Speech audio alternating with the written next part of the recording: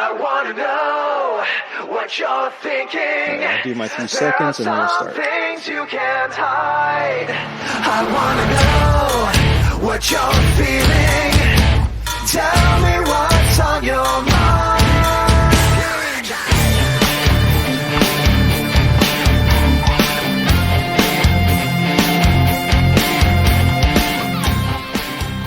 Hi everyone, welcome to another episode of Front Row Negative.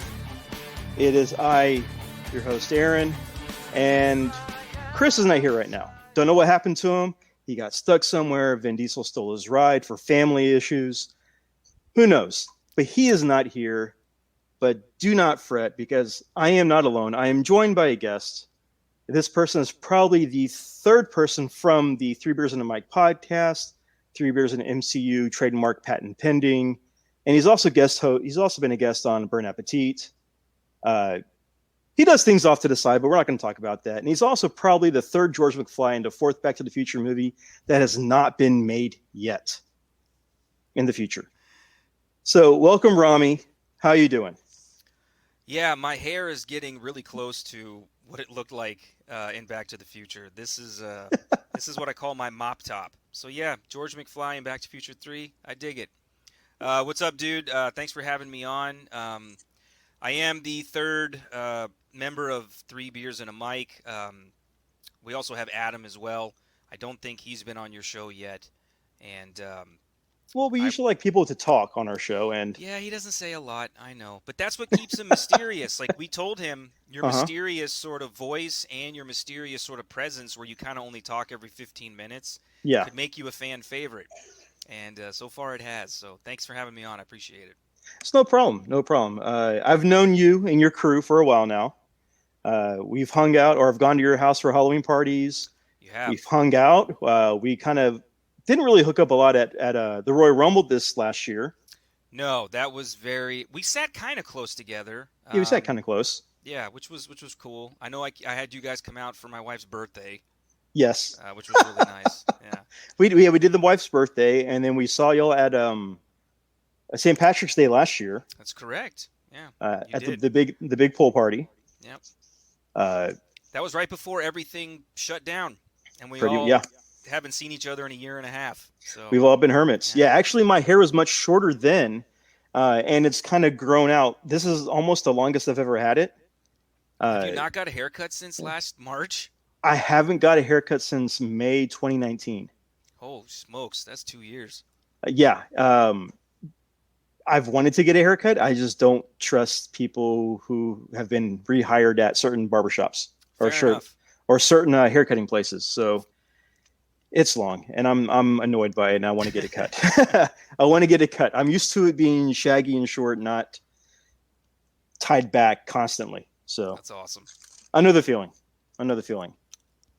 So, but yeah, it's great to finally have you on. I know we talked a little bit here and there about wanting to bring you on. When was the best time? So, yeah, thanks for joining. Yeah, of course, man. Thanks for having me. I'm looking forward to this. So, I'll just ask, kind of keep in tradition of the show you're a part of. What are you drinking right now? I'm drinking Rodeo Clown. It's Carbach double IPA. On Fridays, it's my go-to beer because I can drink one and I can feel great the rest of the night. I don't need multiples. So unlike our show where we have to bring 3 drinks every time we record, for yours, I only have to bring one. So cheers. Pretty much. And to follow it up, I'm drinking a Baja Blast from Taco Bell, still in the Taco Bell cup. Has the ice melted already? It has melted. Okay. It has melted. But this is also a large too, so it's still great. Yeah, so but I'm drinking that. You got to tell us what you ate at Taco Bell. Oh, I had a chicken quesadilla and 2 Doritos Locos Tacos. That sounds great. It's a great way to kill off a Friday night. That sounds awesome. So it is. It was delicious. But yeah, you got the drinks. We got this. And to kind of start us off, we usually have a segment called "What are you watching? What are you reading? What are you playing? And what are you listening to?" Sure. So since you're the guest, do you want to go first? What are you currently watching? Yeah. We talked about this on our show all the time, is that there is so much on television right now. Yes. It is impossible to keep up with. So not only am I watching the NBA Finals and keeping up with that, I'm watching Loki. Mm-hmm. I'm watching what is Skull and Bone? I think it's called on Netflix. I think that's what it's called. Fantastic show. Yeah. I've gotten into Lovecraft Country. I think is what it's called on HBO Max. Yes. I didn't watch it. I've seen the first two episodes. I like it. I know it came Mm-hmm. out a few months ago. It's really good. Yeah. And yeah, those are the main series I'm trying to get through. I have to watch Tomorrow War, so I'm gonna do that tomorrow after work. I am not looking forward to that. Why not? I heard it's terrible. I mean, the reviews that I trust, Mm-hmm. I don't let reviews dictate whether I'm gonna watch it or not. Okay, I Okay. try not to let it. If a movie gets a 2 out of 10, I'm not gonna be like, well, I'm gonna pass. I want to try to create my own opinion. Yeah. But I do like reading movie reviews, and every reviewer that I listen to or follow on YouTube or whatever, it's like 3 out of 10, 2 out Oh, of wow. 10. They hate it. My brother watched it. He hates it. So Wow. I'm gonna have to watch it tomorrow for our podcast next week. Did you see it? I have not watched it yet. Okay. I was hoping to watch some things today when I got home, or do some things today when I got home, but my Xbox decided to say "F you" and not work. I got the black screen of death, and Oh, is it an OG Xbox One? yes, Oh, the 2013 model. yeah.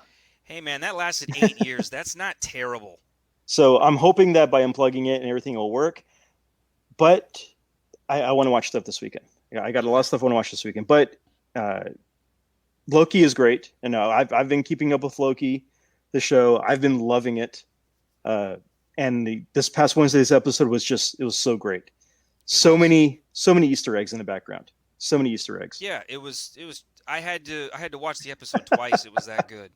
So what was your favorite Easter egg in that episode?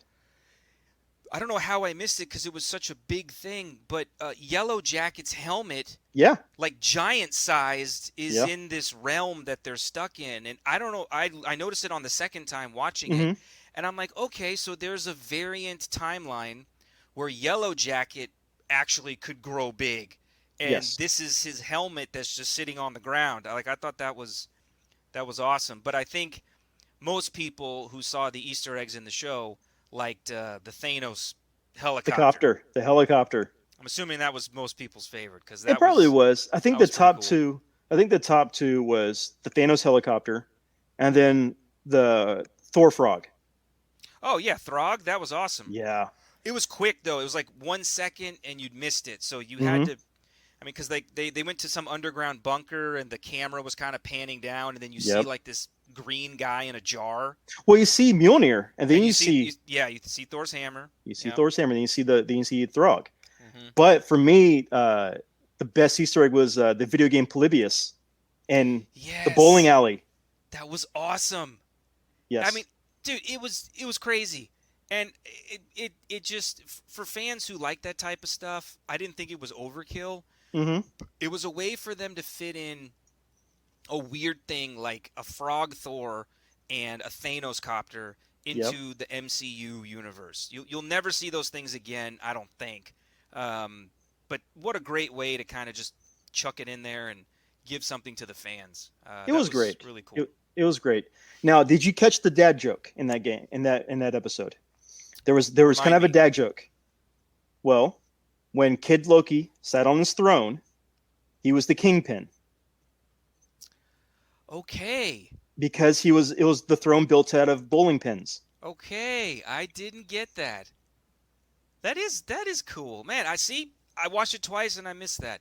I did see he was drinking an Ecto Cooler though. Yes, yeah, the Juice cooler was box there. he was drinking was Ecto Cooler.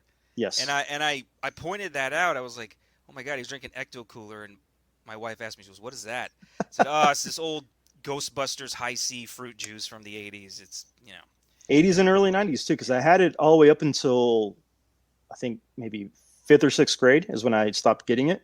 it was around for quite a while. And then Yep, they brought yeah. it back with the new Ghostbusters reboot in 2016, Yeah, and it tasted the same. I bought a whole pack of 12 of them with the little straws. and Whoa, it- so wait, so you got the boxes?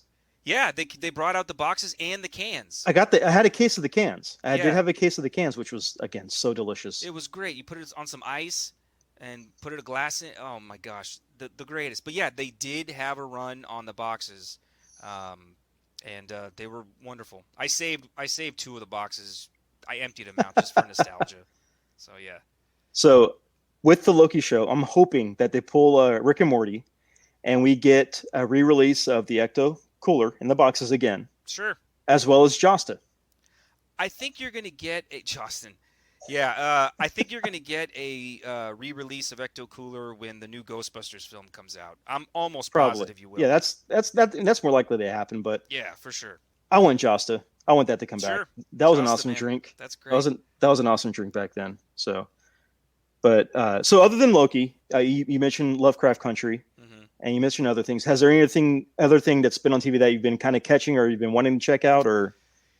Yeah, man. There's so much stuff. I gosh, let me see what's on my backlog. I want to finish Modoc. I watched the first 3 4 episodes of the Hulu show Modoc, and then Yeah. I had to pull away.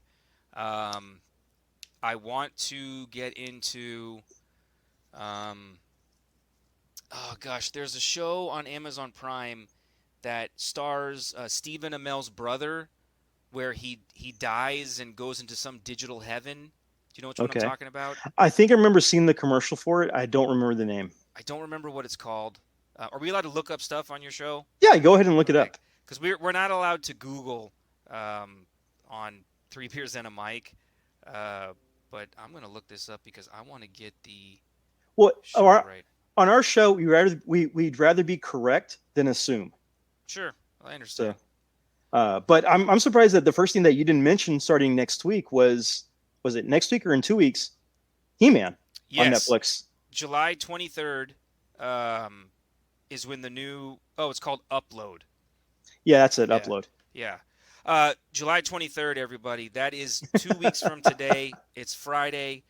Netflix is releasing He-Man Revelations.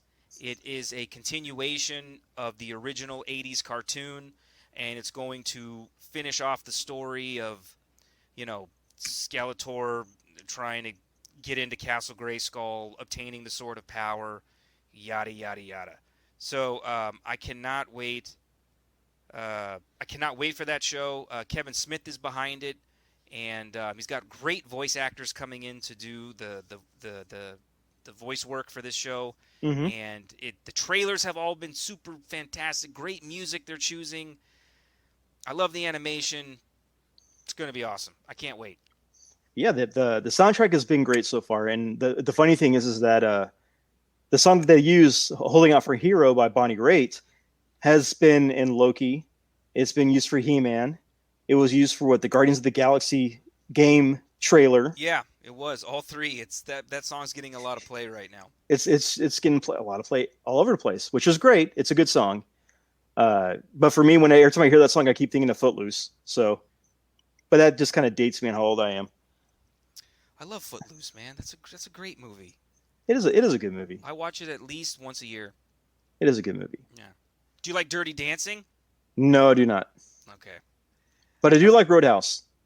Oh, Roadhouse is awesome. Yeah, that's a fantastic film.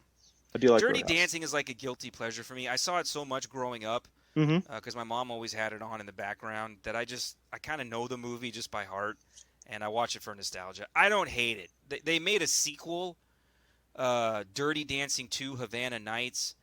Uh, that's a terrible film. Um, I don't even know. I don't even remember why I watched it. I think I was on a date or something like 10 years ago. That was awful. But the original, I have a soft spot for. Uh, sure. I'm not a fan of Dirty Dancing. I'm not a It's okay. I'm not a fan of dancing movies, so I can't really say that I hate it. I have no interest.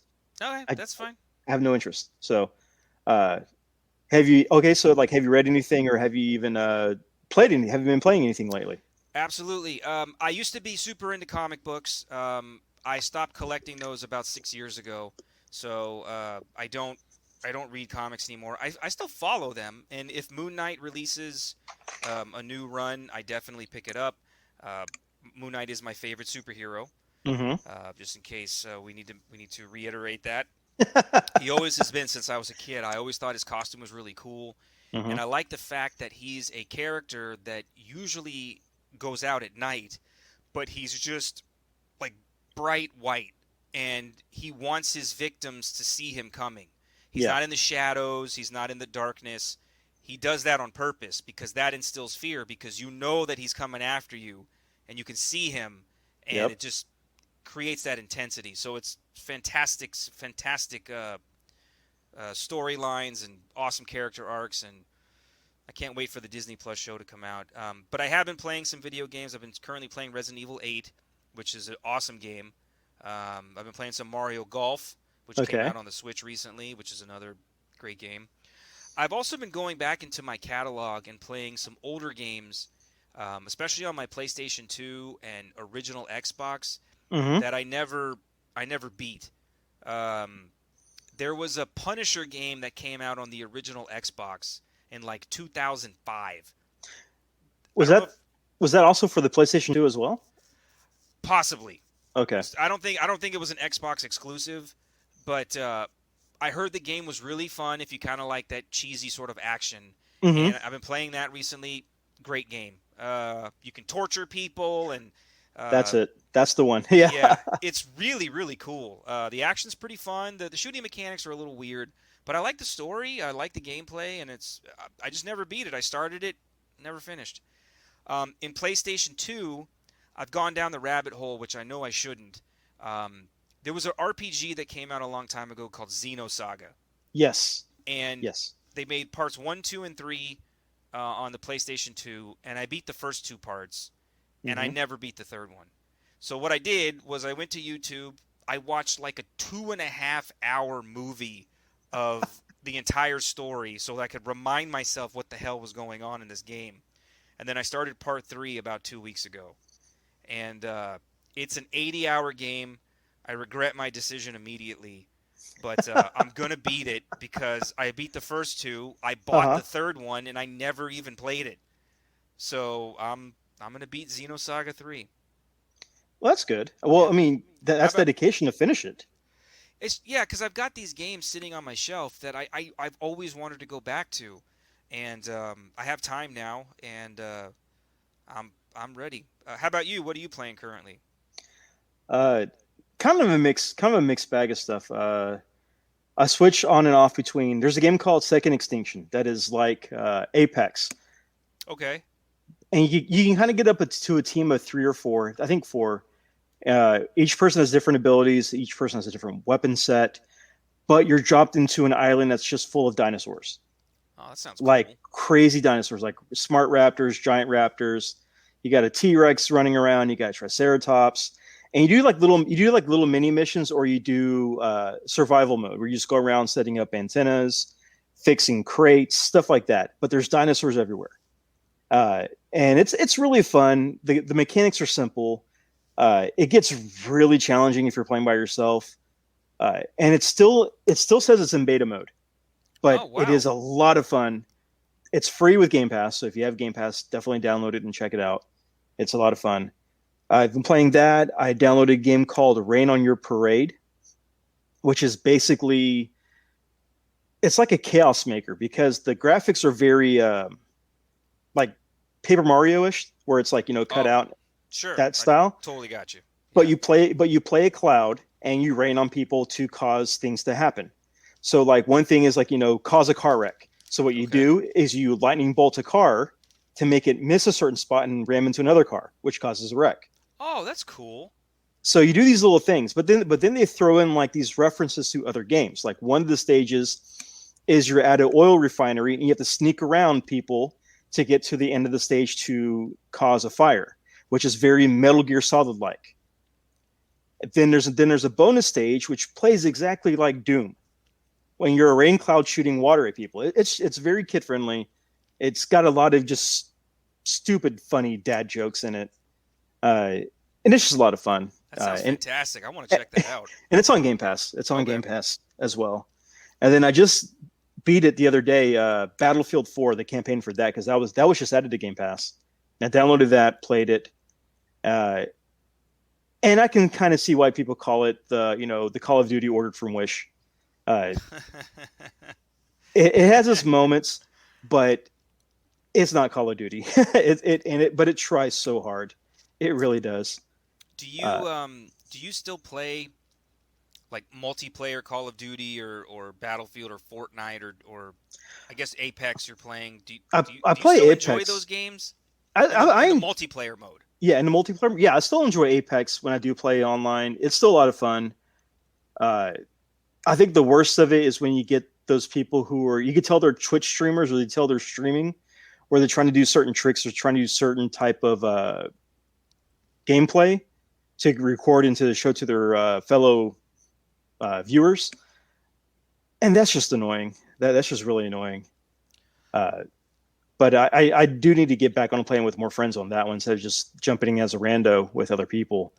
But with Call of Duty, like especially the Modern Warfares, uh, you either get really fun lobbies or you get really toxic lobbies whenever you play. So I have retired all multiplayer games except Halo. That's the only one Really? I play still. I don't play Apex anymore. I don't play Call of Duty anymore. I don't play uh, what's the one that's really popular with the characters that look like they're anime inspired? Fortnite or No, PUBG? no. Um, oh my gosh, it's such a popular game. Oh my gosh, there's a picture of a girl on the cover, I think. Not Um, Persona. no, I'm gonna look it up. Anyway, the reason being is because I don't think I'm a terrible, um, I don't think I'm a terrible gamer. I Hmm. really don't. I think my skills are fine, but I am not as good as these people who I play against, and I just die, and I die, Hmm. and I die, and I can't take it anymore. So I've just retired. If it's Halo, I can still kind of compete. Yeah. If it's not, I'm awful. Then just play So with friends. Just try to play with friends. Then I mean, who cares if you're not as good as the other person? no, I mean that's fair, but you've I've got my 4 or 5 friends that want to come in, but sometimes you want those like 16 team like big Yeah. battle sort of festivals, and Yeah. Those. I can't compete, and I really try, and it's brutal. Um, so and especially like a game like Rocket League, I've tried to play that game so much, and I'm just really terrible. And I wish I wasn't. I've practiced. I've gave it my best. Overwatch. That's the name of the game. Oh, Overwatch. Yeah, Overwatch is fun. that's what I hear. I I hear it's I great. I am not the best at that game. I don't try to be the best at that game. I just have fun with that game. And usually when I play with Dwayne, we just have fun Okay. because I'll jump in. I will die like 25 times within 5 minutes. We'll laugh. I'll go back and I'll try to downvote the other people who didn't vote for me, and then that's it. That's it. Okay. It's just stupid fun. And with the Call of Duty stuff, I don't play just because even though you meet people, it's just the lobbies have just been toxic. It's just so much just annoyance with me. But I still play it. I'm not good at it, but I still play. It's just that fun. No, that's fair. Online lobbies have always been that way. Ever since I played Xbox Live in 2004, it's just easier to yell at people on the internet when they're not standing in front of your face and just get out all of your aggression. You can call a stranger whatever you want when there's a screen Yeah. separating you, um, and Well, it's just the worst. I mean, you've never experienced a lobby before until you've had someone tell you that they've slept with your mom, your Sure, sister. They're sure. going to be your new dad. Yeah, Tell your mom to go make them a sandwich. yeah, They're going to dox you. They're going to report you to Xbox or PlayStation. sure. They're going to shut your internet off. You're terrible, and all these other things. I mean, that was in like the first 5 minutes of my very first game of Modern Warfare. So it happens. It happens. Yeah, Um, absolutely. I will say that one of the best things, again, one of the best games to play online, where I was on a team with a bunch of randos, and that was with Left 4 Dead Part 2. Oh, that's a great And game. that was a great game. But That's a great game. here's the thing though, if you're talking trash and helping the team out, people just leave you behind. Sure. They're not going to revive you, not going to do any of that. And me and a friend were playing, and we joined a game of two randos, And this one guy was just taught, being mean. He was trying to crack jokes, but they weren't funny, and he just kept insulting people's moms, their dads, everything. So what we did is that me and my friend, we opened up a shooting gallery on his character and kept leaving her behind. We kept leaving Zoe behind, and kept running off. And eventually, he learned. Yeah, He learned, but absolutely. Dude, because it makes it less fun for everybody else. Because Left 4 Dead is all about teamwork. It Like, is. you need to work together as a team to get to your goal of basically survival. Yeah. So I mean that's an awesome game. And if you have one person messing all that up, that's gonna make it a terrible time. Yeah, it's definitely making a terrible time. But also, back to the segment. I have been watching I've been started watching all the Fast and Furious movies. I've been online. Ugh, I've good seen. luck. I've seen the family meme. Sure. I find them funny. I find those memes funny, but I want to know where they came from. So I started watching all the Fast and Furious movies over again, and I watched part 5 last night. So I've watched 1, 2, Tokyo Drift, 4, and 5. You can stop now if you want. I can stop now Yeah, because 5 is the best one. because I've got questions now for part 5. I got questions that don't make sense. Like I what? mean, okay, at the end of part 4 or during part 4, Mhm. Michelle Rodriguez gets shot. She gets Correct. killed. Mhm. The guy even admits to shooting her in the face and killing her. Mhm. At the end of part 5, after the after credit scene, Eva Mendes comes up, is like, "Hey, do you believe in ghosts?" And the hands Rock the file. Correct. How, if you get shot in the face, how do you come back? She's not a mutant. She's not a superhero. She's not Captain Marvel. She's not Girl Fight. Sure. She's not Machete. I've seen that movie twice. It's a good movie. It is a good movie. He doesn't text. How do you come back? How do you come back from a gunshot wound to the face? It's dumb. That's what I tell you. It's dumb what they do. Is it It's because the of most- family? it's Is it the because most of family? No, it's the most cliche way to explain that off. The reason that they did that in Fast and Furious 4 was because Michelle Rodriguez at the time was in kind of some legal trouble Yes, or some sort she of was. yeah, and so there was a lot of stuff going on behind the scenes with that character. Once that all kind of got settled and forgotten about, then they wanted to kind of bring her back and Yeah. bring her back into the story. So after the end of 5, she had resolved all that stuff, and they came up with this story about how can we bring a character that was clearly shot in the head back in number 6. Yeah. And it's dumb. I'm not going to spoil it because you haven't seen it. I don't think you should. Fast and Furious 5 is the best movie in the franchise. It's one of my actual favorite action movies because just the set piece alone at the end where the safe is like hooked onto the back of the car and they're just Yeah. whipping it around, just destroying everything. I couldn't believe that was something I was actually watching on the screen. I thought that was fascinating. That was pretty cool. That was fascinating to me. I was highly like jazzed up watching that. I was like, That was yes, really cool. this is awesome. Holy crap, I can't believe the 5th movie in this franchise is the best. The Rock has done a great job. He reinvigorated the franchise. Good on you. Where it goes to Too Fast, Too Furious, which was the one that Vin Diesel was not in. Yeah, we got Vin Diesel Light with Tyrese Gibbs, which was one of the worst movies ever made.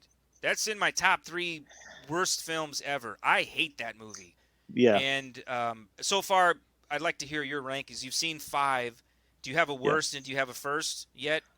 Honestly, my first is Tokyo Drift. That It's a one was great just film. that one was just great. I thought that one was the best one all around. It's a great movie. Followed by number 1, because number 1 was just, it's simple, basic, and it gets the point across. It like gets the the story first one. across. Yeah. Then for number 3, the number 3 spot I have to go with number 4, just because it sets up, then 5, and then 2 as the last one. I mean, even though 2 had the better soundtrack so far out of all of them, it's just not good. It's terrible. I mean, like, Brian is supposed to be hiding from the cops. So Yeah. he moves to Miami and he becomes like not hiding from the cops. He's just out and about exposing himself, getting caught up in this nightlife. Of course, they find him, and they offer him a plea deal again because they're just going to give him a billion chances, even though he's letting criminals go and stealing stuff, and Yeah. it's just ridiculous. Yeah. And yeah, Tyrese's character in that movie was really bad. The story was awful. Ejectocito, just the whole thing is just the worst. Yeah. I know you're going to finish them, and that's fine.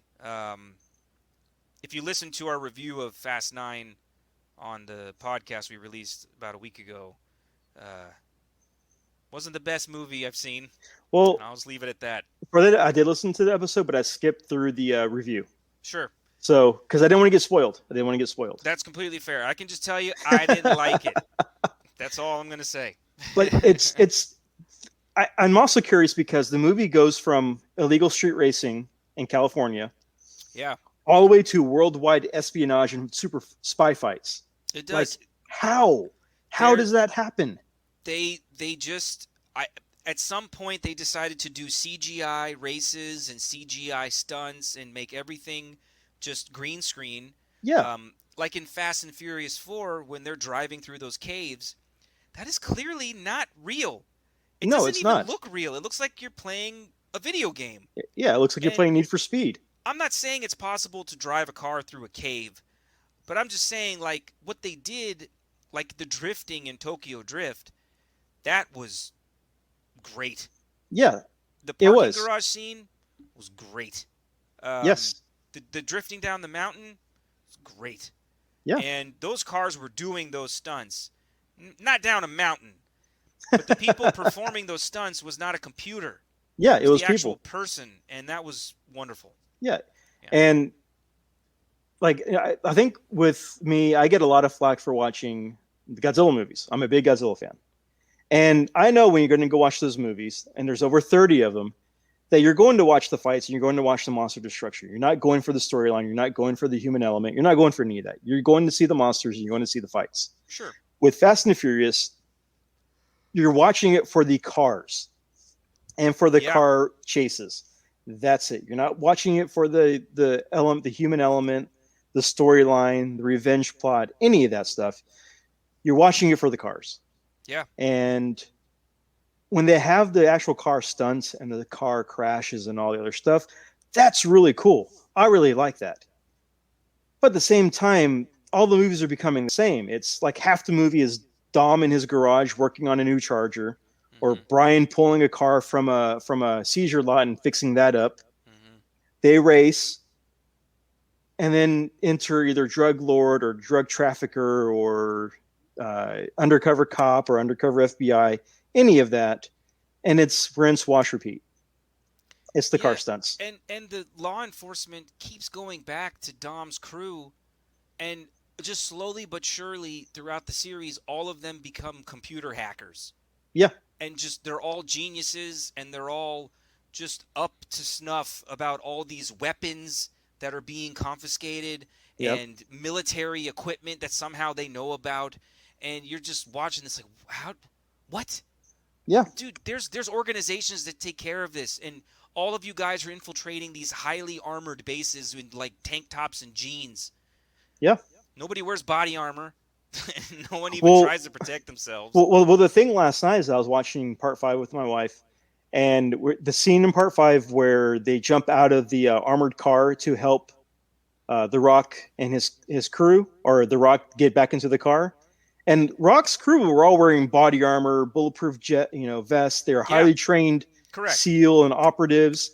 And these street racers jump out of the tank and start shooting everybody down, and then grab The Rock, and they're able to get back into the car unhurt. Well, except for one guy, unhurt, and make it away. Yeah, doesn't make sense. It doesn't make sense. It's crazy. I know it's a movie, and people go to these films to just escape and see some fast cars and see some unbelievable stunts, and that's all fine. The first, the third, the fourth, the fifth, I'm down for all those films. And then when you get into 6, you're just like, meh, okay. And then 7, 8, and 9 is just. Is part 6 the one with the was it the ice lake or the Antarctic run or whatever? Is that part 6? That's number 8. That's number 8. Oh man. Okay. Good luck. with all that. Okay, that's not looking good. That's not looking good. But I'm Wow. glad you're watching them. Now you get to Yeah. see what all the fuss is about. You've Yeah. actually committed to finishing all 8 films. That's a 20-hour commitment. I'm just gonna guess. Yeah. And it seems like you're watching one every day. So One or two every day if I good. can. I'm doing the same thing like I did with the Saw movies. I mean, back in I think April, I watched all the Saw movies leading up to Spiral. I watched them all.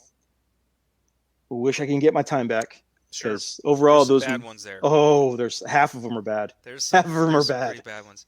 I Oh. remember watching the first Saw movie, and other than The Sixth Sense, of course, because that's one of the greatest endings of all time. Mm-hmm. I remember watching the Saw movie, um, and I was so impressed. Like, I wasn't even shocked at the ending. Of course I was, but I was just so impressed how someone was in a room Mm-hmm. and thought of that. And Yeah. spoiler alert if you've never seen Saw. But, I mean, when these guys woke up in this, like, kind of like tiled bathroom area, Yeah. and you see a dead body on the ground, you don't even pay attention to the dead body. It's just a dead body. Mm-hmm. And you don't think it has anything to do with nothing. You completely forget about it. And what a great ending. Yeah. Like, That it was was, a I good one. just was blown away by that film. Saw 2, then you brought in Mark Wahlberg's brother, Donnie Wahlberg. Donnie Wahlberg. Not the greatest. He's not. Saw 3 was okay. Saw 4 was not good. Yeah. But yeah, I mean, if you watched all of them, congratulations to you. That's rough. Oh yeah, it definitely was. It definitely was. But those And movies are cheap to make. So you can keep cranking out these sequels because they don't cost a lot, and they make a ton of money in the box office. well, So, and those movies were cheap to buy too. I think I bought the whole collection on Blu-ray for like $13 at Target. wow. Yeah, they're Okay. they're pretty cheap. They're not great. They are not great. No. But yeah, I'm hoping to get through these, and then the next series I got lined up, I'm going to watch. Is it's an old site. It's an old kind of low budget film series called Trancers that I remember growing up as a kid. These were on like the Sci-Fi Channel, and it's from a company called Full Moon, and basically it's basically Blade Runner the TV series, or Blade Runner like the low budget movie series. That's basically what it is. Okay. And I'm going to jump into that as soon as I finish Fast and Furious. So Okay. can't wait to finish that and jump into that one. Awesome. But yeah, that's pretty much all I've been watching is that and playing. Awesome, dude. Are you playing any single player games right now, or is it just multiplayer stuff?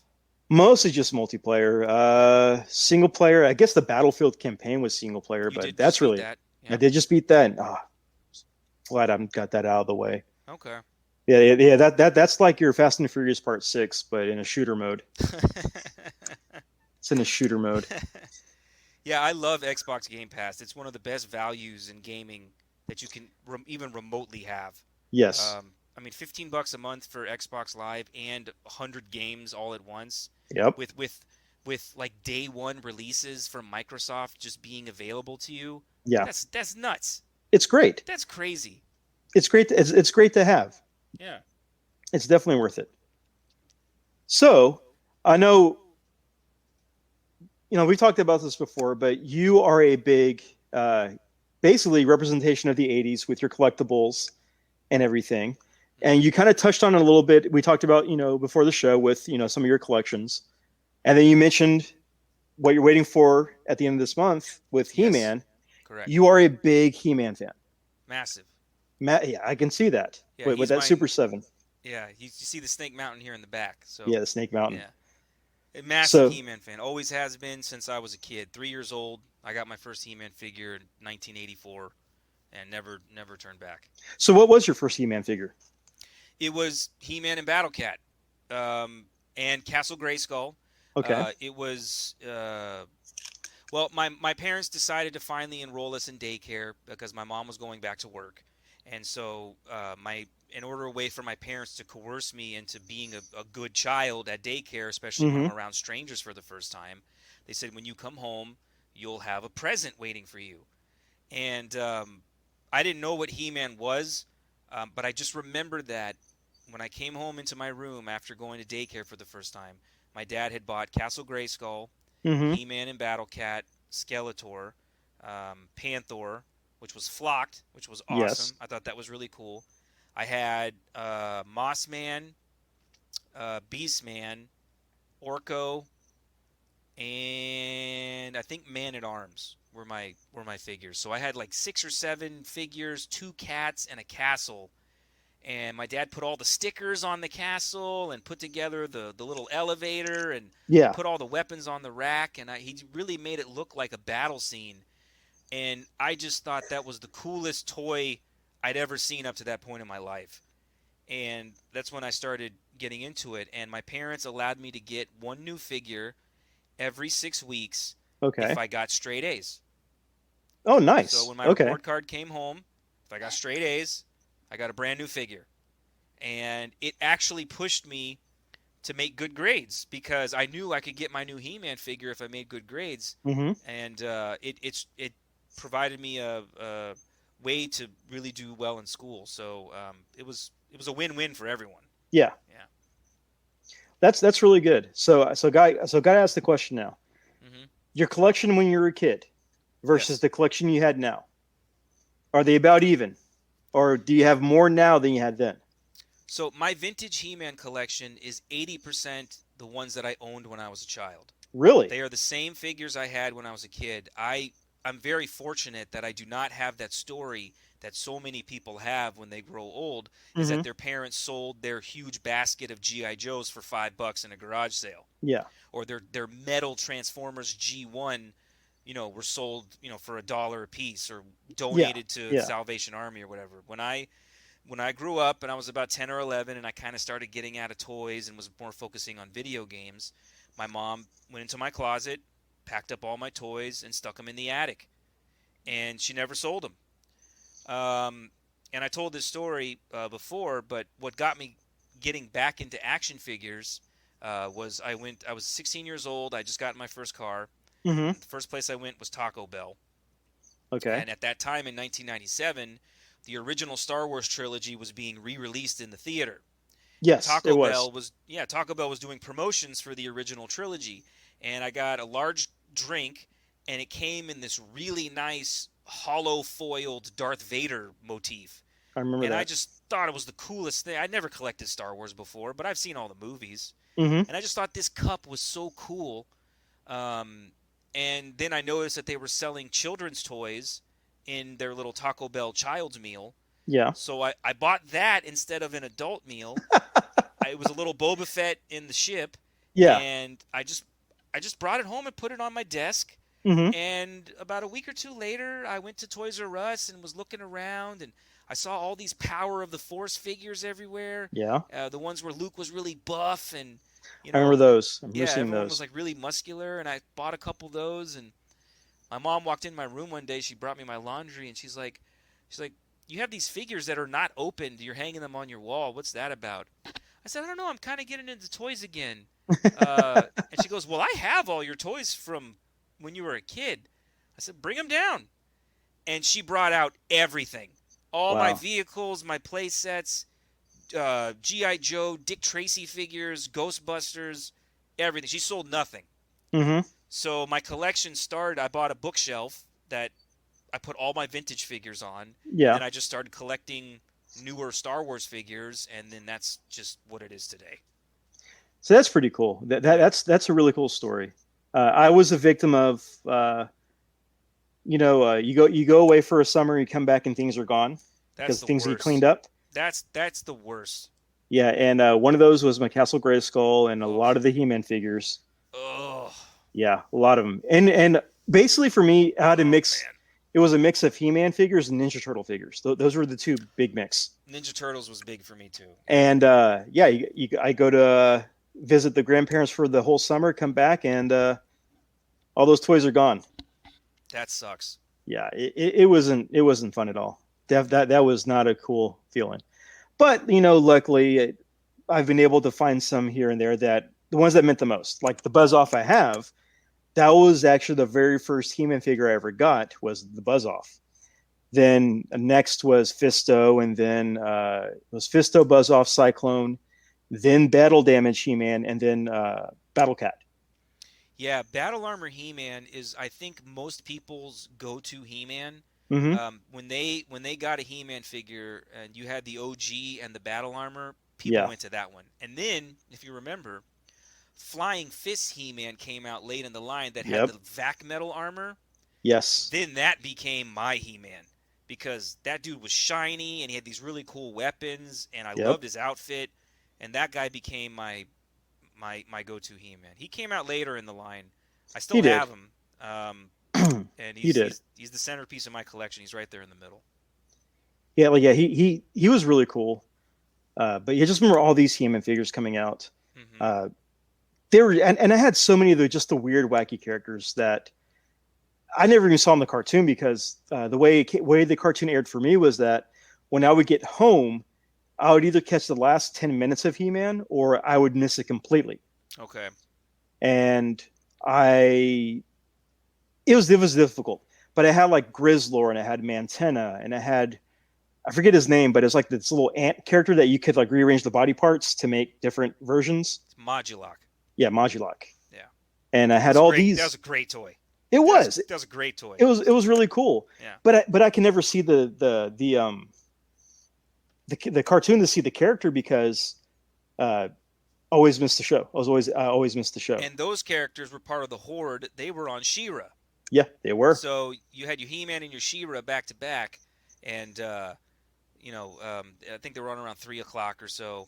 And I would always that'd be the first thing I did when I got home from school, even if I'd seen the episode a billion times. It would be He-Man and She-Ra back to back. Well, I wasn't fortunate to get to see them back to back. I always missed it, and I saw like the last 5 minutes or the last 10 minutes if I was lucky to see that. But He-Man was always a big thing. That was always like a really big deal. And then the Slime Pit. I think I keep going back to the Slime Pit because great set. It was so new and innovative whenever you think about it. You have a set that doesn't really do anything except you pour slime in it. Yeah. And it drips on your figure. Yeah. That's it. Yeah, you put them in the pit, you kind of lock them in place with the mouth. Yeah. And then when you put the slime in the head, it had this like sewer grate that it would kind of stream down onto the figure in like little strings, and it looked like slime was just pouring on, like they were taking like a slime shower. Yeah. And that was the best. I love that set. It was. And speaking of slime showers, it looks like we are joined by my co-host who finally arrived. 45 minutes later. Dude, that's a great shirt. Thank you. I appreciate it. That's a great shirt. I got it on my slime bath. You got it in your slime bath? Absolutely. How's it going, man? It's going good. You're a little bit late, not too late, but a little bit. Dude, yeah, I apologize, gentlemen. I burned the candle. Dude, come on, you don't have to apologize. You don't have to Fine, apologize. Man. Dude, you're working the night shift. Come on, it's all right. It's rough, man. Sometimes it's just rough. It is. So, as you're joining us, we were talking about He-Man figures and some of the cool ones. Yeah. And we were talking about our first figures in the He-Man collecting line. So this will be a toy episode. So. Oh God! One of our lowest rated episodes to date, I'm sure. No, Wonderful. actually, well, if I'm going by YouTube standards and I'm going by other things, our most controversial episodes are the ones where we just bash Zack Snyder and Army of the Dead. Wow. Those are the ones that are hated. Those are the ones that are either 50% hated, 50% loved. Oh, so. Okay. So what you're saying is some of our toy friends still have our back then. Hey, Clay will still listen. Clay, our devotee. I dig it. So we're talking about Masters, like when we were kids, like figures oh man, the OGs. Yeah, and you got your Ninja Turtles shirt on, so I'm assuming you're a fan. Yeah. Slightly. Thanks, man. I worked for an undisclosed Houston area comic book chain store. Sure. And we carry a lot of cool shirts that I get at a pretty good price, and so I tend to buy all my T-shirts from my job. Awesome. This being one of them. Looks great. Anyway, thanks, man. If I could find the Polaroids my parents had Polaroids from when I got all of the Masters stuff for like Christmases and birthdays. Mm-hmm. Me and my tidy whities on the apartment floor just having big battles with Snake Mountain, which I see you. What is that? What I think that is back there? What is that? Yeah, Is that Snake Mountain? that's the Super 7 Snake Mountain. I was about to say, yeah, because it's got that snake cold around the man. Where the hell did you find that? And then you've got the lava that's coming down. Oh so God! this is the adult collector's Snake Mountain. This is not the one we had when we were kids. Right. Okay. I was about to say. The one we had when we were kids was way smaller. It folded in half. Yeah. And Yes. You had the little microphone you could talk in. Oh my God! This is the Super 7 adult collector's version, which you have the wraparound snake. You've got the fire coming down. You've got the real metal chains and the whole 9 yards. So, yeah, no, man, that's badass. I love that. Thank you. Yeah, I mean, if you know the old chestnut, if you could go back and have all the toys you did when you were a kid, you'd be sitting on a small fortune right now. I'm definitely fall victim in that category. Any number of garage sales or mom just throwing my stuff away because she's like, oh, he doesn't play with this anymore. Well, she's probably right. I probably did. Live up to the fickle nature of a kid, just going from one toy to the next toy and not thinking about it. But yeah, man. No, I remember having all the Motu stuff. My favorites were I loved. Well, before that, what was your first Masters of the Universe figure? What was your first one, if you can remember which one you got? Oh, first? It was indeed 100% He-Man. Regular OG He-Man. Mm-hmm. Si, senor. Good for nice. you. Nice. Me too. That's the best one. God, man. Yeah, it was definitely He-Man, and then it just everything kind of went from there.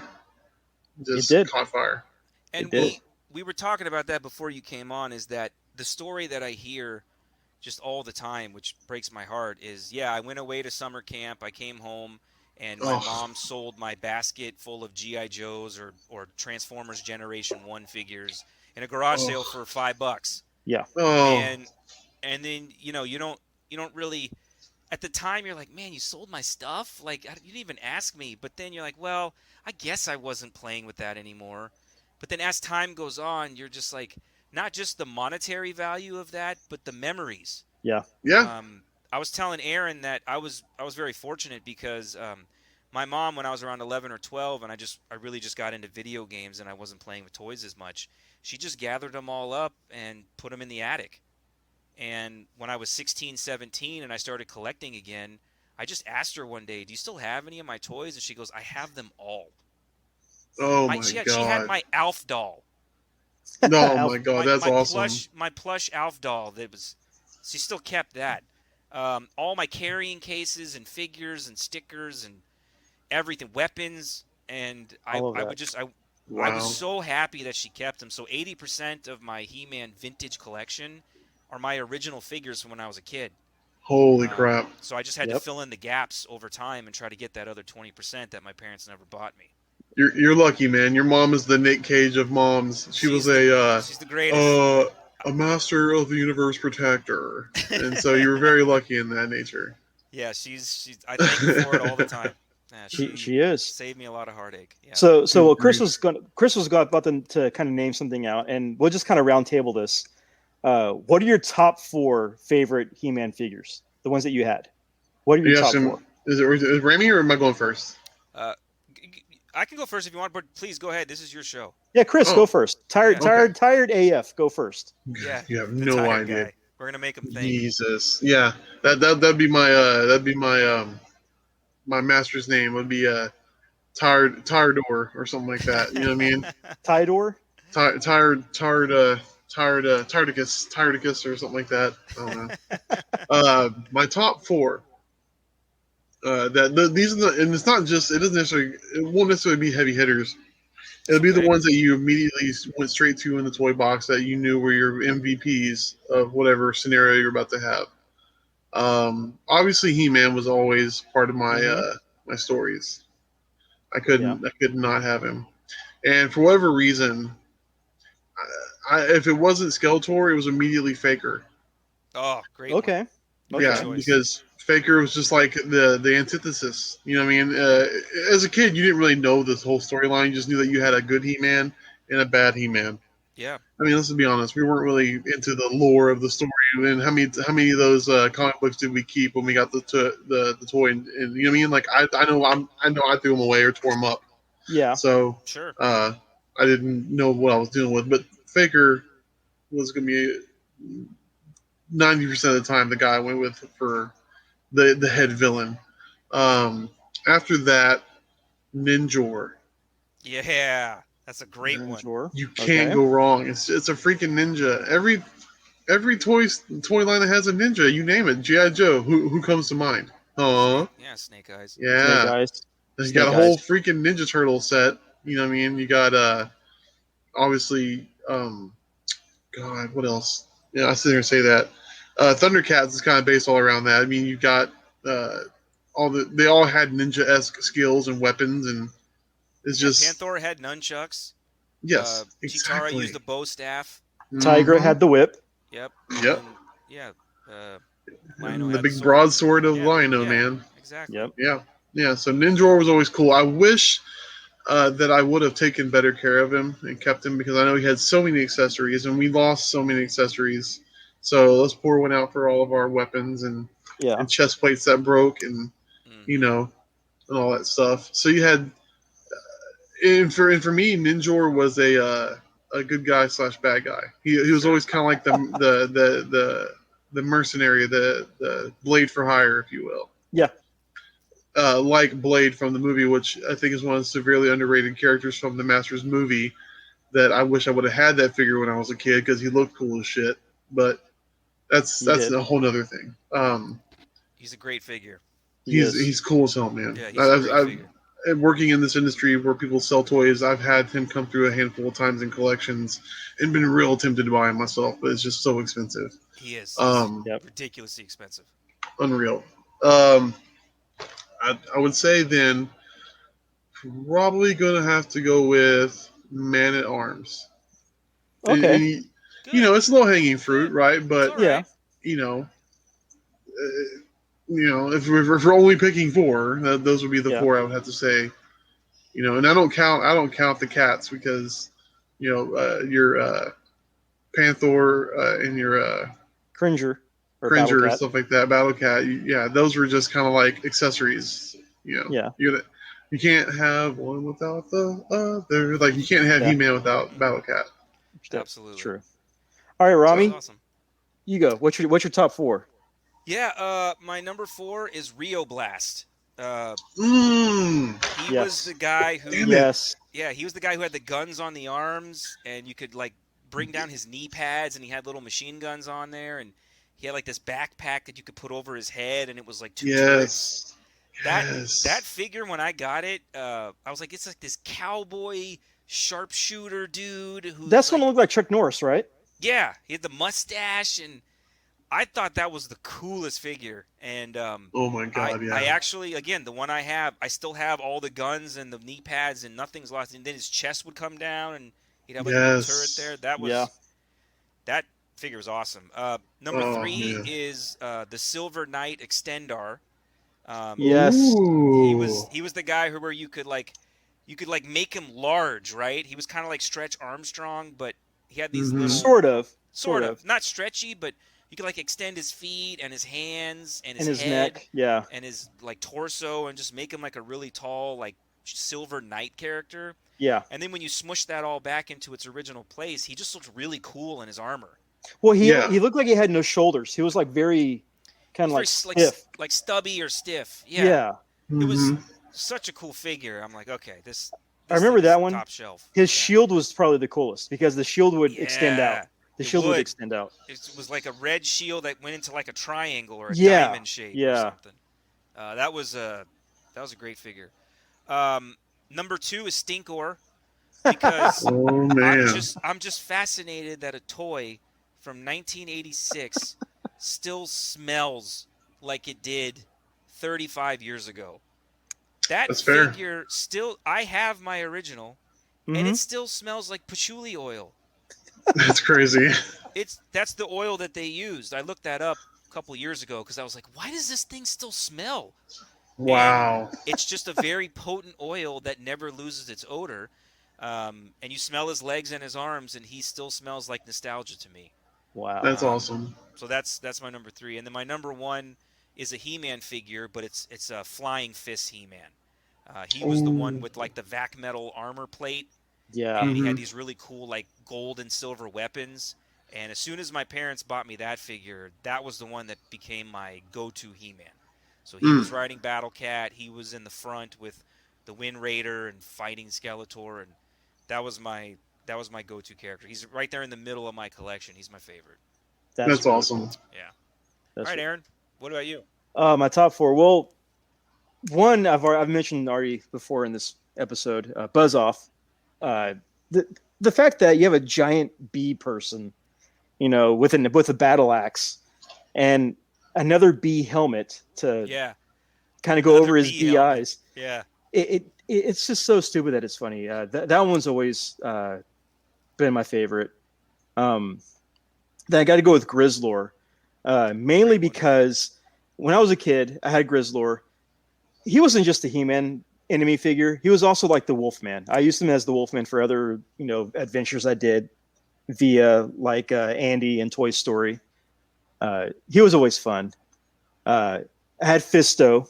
Mm-hmm. I mean, the guy Yes. had a beard for days, Yeah, he did. and his one move was the uppercut because of the way Yeah. his arm was kind of fixated on that spring attack.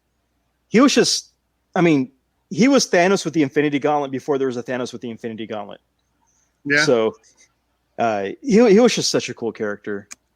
And I like the then purple and silver. I mean, that's Yeah. kind of a undersold simple color scheme that really worked for him. It was that chest plate with yes, that purple and it was dope, super dope. it was really cool. It was different. It was really different.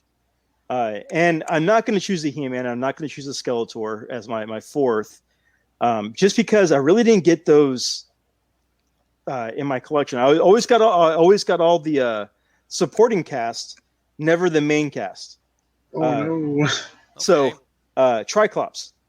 Oh, sweet. Yeah. I always thought he was dude. really cool just because of the eyes and everything.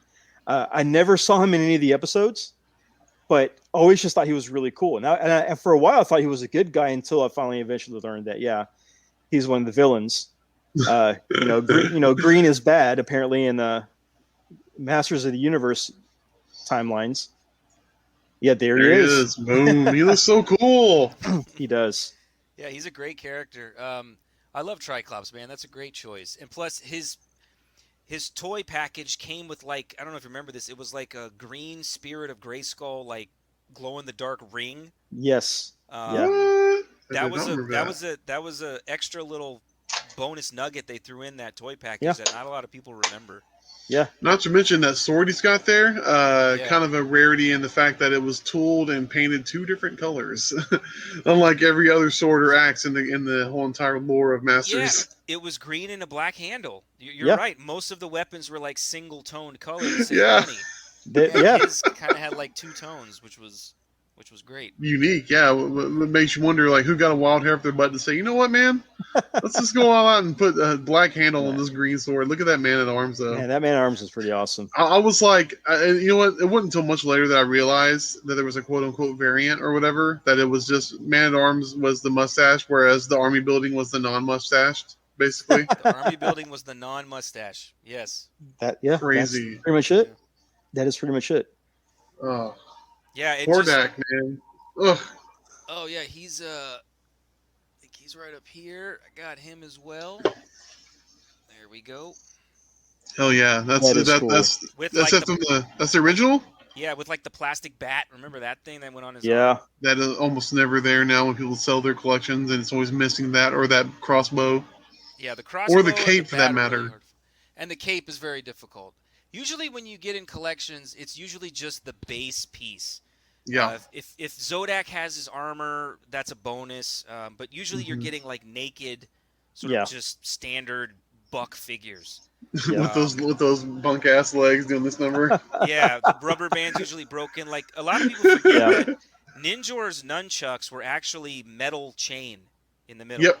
He actually Yep. had a metal chain nunchuck, which I've lost. That's one of the weapons I can't find, but I have his bow and arrow and I have his sword. I cannot freaking. I don't know where those nunchucks went. Just If you go on eBay, man, you're gonna bite the bullet on that one because that thing's expensive. It's Yeah. real. I look at it all the time. I just can't pay that. I don't want to. I get it, man. I had it. I owned it. I just can't. I can't. One of those ones that gets caught between the carpet and the wall in the house Yeah. that you grew up in, and it just stays there for 30 years, and you're like, oh, okay. Yeah, very good. Yeah. Pretty much. Yeah. But yeah, I mean that. Like I said, that was my favorite, cartoon / show / action figure line growing up, and it still is to this day. I'm going to be 40 years old this year, and I'm still a massive He-Man collector. And we got the new show coming out in 2 weeks, so I'm we do. super pumped about that, and I just can't wait. It's gonna be great. Yeah, it's gonna be great. I'm hyped for that show.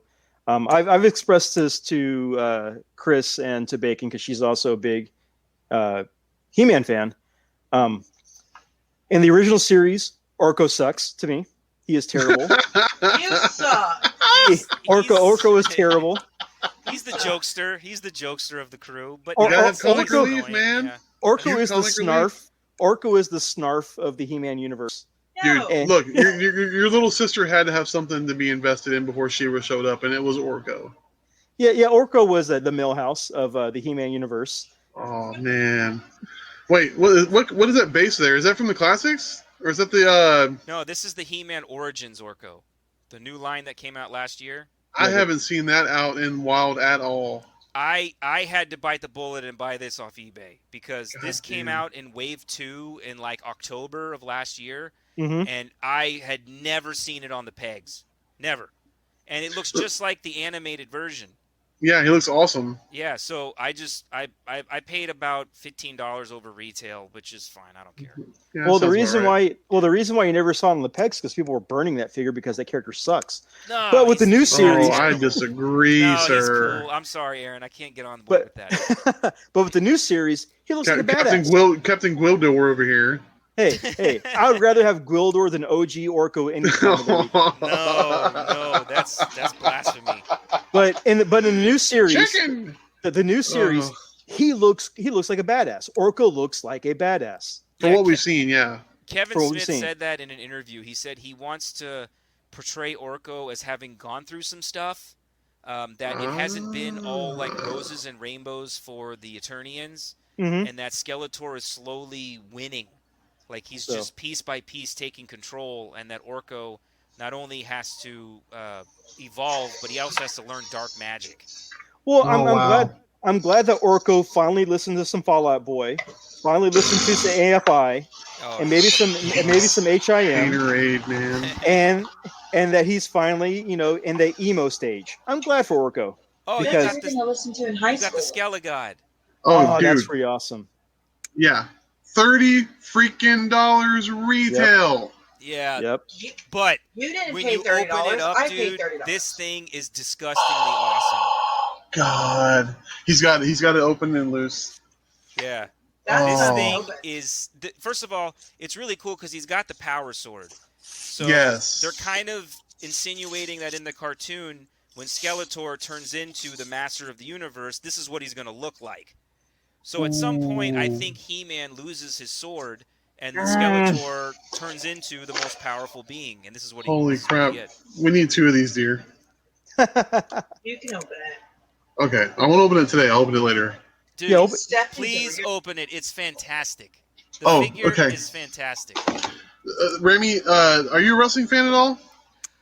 So we talked about that before we started recording because Aaron had asked me, am I collecting any of the Masters of the Universe WWE like crossover figures? And I told him I was. So my wrestling fandom goes to right before NWO became a thing. That's when I checked out. So Okay. I got Wow. in early on Stone Cold The Rock, but like my passion is Bret the Hitman Hart, Big Boss Man, Ted DiBiase. Like those are my wrestlers that I gravitate towards. I Okay. feel you, man. I Don't feel we you. have every single one? Yeah, we pretty much have. I think Oh we yeah, have. there's Kane. I just got him last week. He's like Dude. Roboto, right? Yeah, he's awesome. He's Yeah. so good. That is Yeah. pretty cool. I love his hair. Look at his hair. Oh, it's It's fantastic. it's the translucent orange and it's painted brown on top, so it's like fiery hair. Yeah. It's freaking It's sick, wonderful. dude. That is pretty cool. It is Yeah, it's freaking wonderful. sick. And we got Stephanie. She's like the Evil Lynn. Evil Lynn. character. Yeah, Yeah, she's Evil exactly. Yeah, It's I love unbelievable. the headdress that they put on her. I thought that Those was are such pretty a cool cool. idea. These toys, it's funny because they didn't pick up steam originally. Originally, people were kind of on the fence about them, and they were pretty much available like anywhere, like the Sting and the Finn Yeah. Balor and Yeah. all that. But once people caught wind of it, and I think it definitely didn't hurt that like there's podcasts like the Zack Ryder podcast and stuff where they started touting it. You know, they got a lot of followers, and so suddenly these became a thing. So thank God I got them when I did, because now if you were to try to go online and buy that Mr. T, what, Yep. $150, $200? Yeah, I found him in a Walmart on a peg. Wow, me too. Which was insane, and that was right when the transition started to happen. Was when people saw that wave. I think it was such a good wave that they're like, okay, I got to get on board. So then when you went to your Walmarts and you saw Aaron, you just told me his name. The one who was like Manny Faces. Oh, the New Day. Oh, New Day. Yeah, Oh, I he need was two more of those. everywhere, and Damn then it. he was nowhere. So like everyone tried to get on board and just go buy all the ones that were in previous waves because I saw that guy everywhere. Yeah. Yep. And yeah, That's one of my big regrets. Is I should have bought two more. Yeah. Like that hurt because there's three of them in the group, and you now. Here's my secret, Ramy. My parents have a house in Louisiana, in BFE, Louisiana, and there's a Walmart there, 20 minutes down the road that no person in small town Louisiana goes to for figures. So every time that my nephew goes there or we go there and we go into town, the pegs are chock full of like everything, including the WWE Masters figures. Wow. Yeah. Wow. Big lots. That's nuts. And you know, surprisingly, those small towns actually just have overstock of that stuff because people there are not collecting those type of things. I know, it's But wild. They still get shipments just like a regular store would, because nobody buys them. Yeah. So whenever I'm driving, you know, anywhere, I always stop at those old school Walmarts that are not super centers, where Yep. they only sell like clothes and sneakers and toys, and like basically no food other than snacks. And I found some pretty good things in those type of Walmarts. That's awesome. That's Yeah. true. So this collaboration between He-Man and WWE, it was actually started by one wrestler. And what this guy did was that he did two or three different costumes of He-Man on his tights, of versions of He-Man on his tights. It started off with Skeletor on his tights. Then he put Battle Cat on his tights, and then he just straight up put He-Man, the H and the crossbone, or not the crossbone, the Maltese cross and everything on his tights. And it kind of kicked it off. And they were wanting to do a crossover with that line. This was like back in 2000, maybe 12, but it just never happened. And Kofi Kingston, who's part of the New Day, would put like nerdy themed gear. He like Rey Mysterio started doing it back in with like this Flash DC Comics character looking gear, and he had Batman and Joker and everybody like that. But Kofi Kingston went the Mattel route and had Skeletor on his tights, or he had Battle Cat on his tights, or he had Sinestro. He did all these just things. And eventually that crossover went with DC versus Masters of the Universe, where you had those figures that happened, like, you know, Merman versus Aquaman, Superman versus He-Man, Skeletor versus it was Skeletor versus, I think, Lex Luthor. I want that 2-pack. I want that 2-pack of the dentist and was it the dentist? It was the Four Horsemen. The Four Horsemen 2-packs, right? Yeah, it was the dentist from what's that show? Robot Chicken. Yes. And a Skeletor on a dental chair with a tooth missing. Damn it, I wanted that, man. I should have got that when I saw it back in the day. Yeah, that's a great set. God. I very rarely buy two of each of something anymore. I'm more of an opener nowadays, but for that set, I bought two. That's I awesome. bought one to open and one to keep in the box. That's a great set. You know, I'm intrigued, man. So it seems like you are a connoisseur of all things Masters, and you said like 70% of what you have, and as far as your vintage stuff goes, is from your original collection. It is, yeah. Okay. So let me ask you this: do you happen to have a Rotar in your collection? So is Rotar the good one, or is he the bad one? I want to say he was the bad one. Because I know you have Roton and Twistoid, And the one I have is the one that's purple and green and orange, and he's clearly the bad guy. Roton was the one that was red, gray, and blue. That's right. That was the good one. Yeah. So I have one of the two. So my collection, as far as the American base set is concerned, is like 98% complete. And one of the figures I'm missing is that. Because out of the box, he goes for like $280. Let me make you sick, man. A guy came in a couple months ago and sold us a collection of stuff. It was a bunch of masters and had both of them in there. I have the purple one. Yeah. Not only did he have both of them, they were complete with the little gear stands and all the crap. Yeah. Let me tell you, when we put it up, when we put it on social media, we put it out in the groups and stuff that we had it. We got phone calls literally 5 minutes later from a bunch of different dudes around Houston. They were like, how much is that? Yeah. We ended up selling them. Without any haggle, nothing, for like in the neighborhood about $350 to $400 a piece, something insane like that. And they were loose. The only thing that was wrong with them was that tip on the bottom where they spin on. Some of it was chipped off, which is natural. I mean, it's old plastic. Oh yeah, you know. Because we would play with our toys back then. So yeah, we played with them. You would spin them around on your kitchen tile, and just over time, that little white piece at the bottom would crack off. So yeah, you know, mine. I still have the stand. I still have the spinny purple blade. He still even has his orange little knife weapon or spear weapon. But the good guy version of the figure that spun, I don't have him, and you're okay. $350 now. I'm never gonna own them. It's insane. Yeah. I don't want to pay that. So I don't blame you. It's nuts. So you had Rotar, not Twistoid. I don't remember which one is which. Okay, well I'm just looking them up. Rotar's the bad guy. Twistoid's the good guy. Okay, and then Roton. And then Roton ON is the vehicle, the saw blade vehicle. Oh, that's the red and black that one. is the Roton. You're right. Yeah. That's the saw blade Skeletor vehicle. Yes. Which actually, I think I have that in the vintage box still. Oh, speaking of vehicles, do you have the Spider, the walking spider? Yeah, I do. Oh my god! Yeah, here, give me a second. You guys talk amongst yourselves, dude.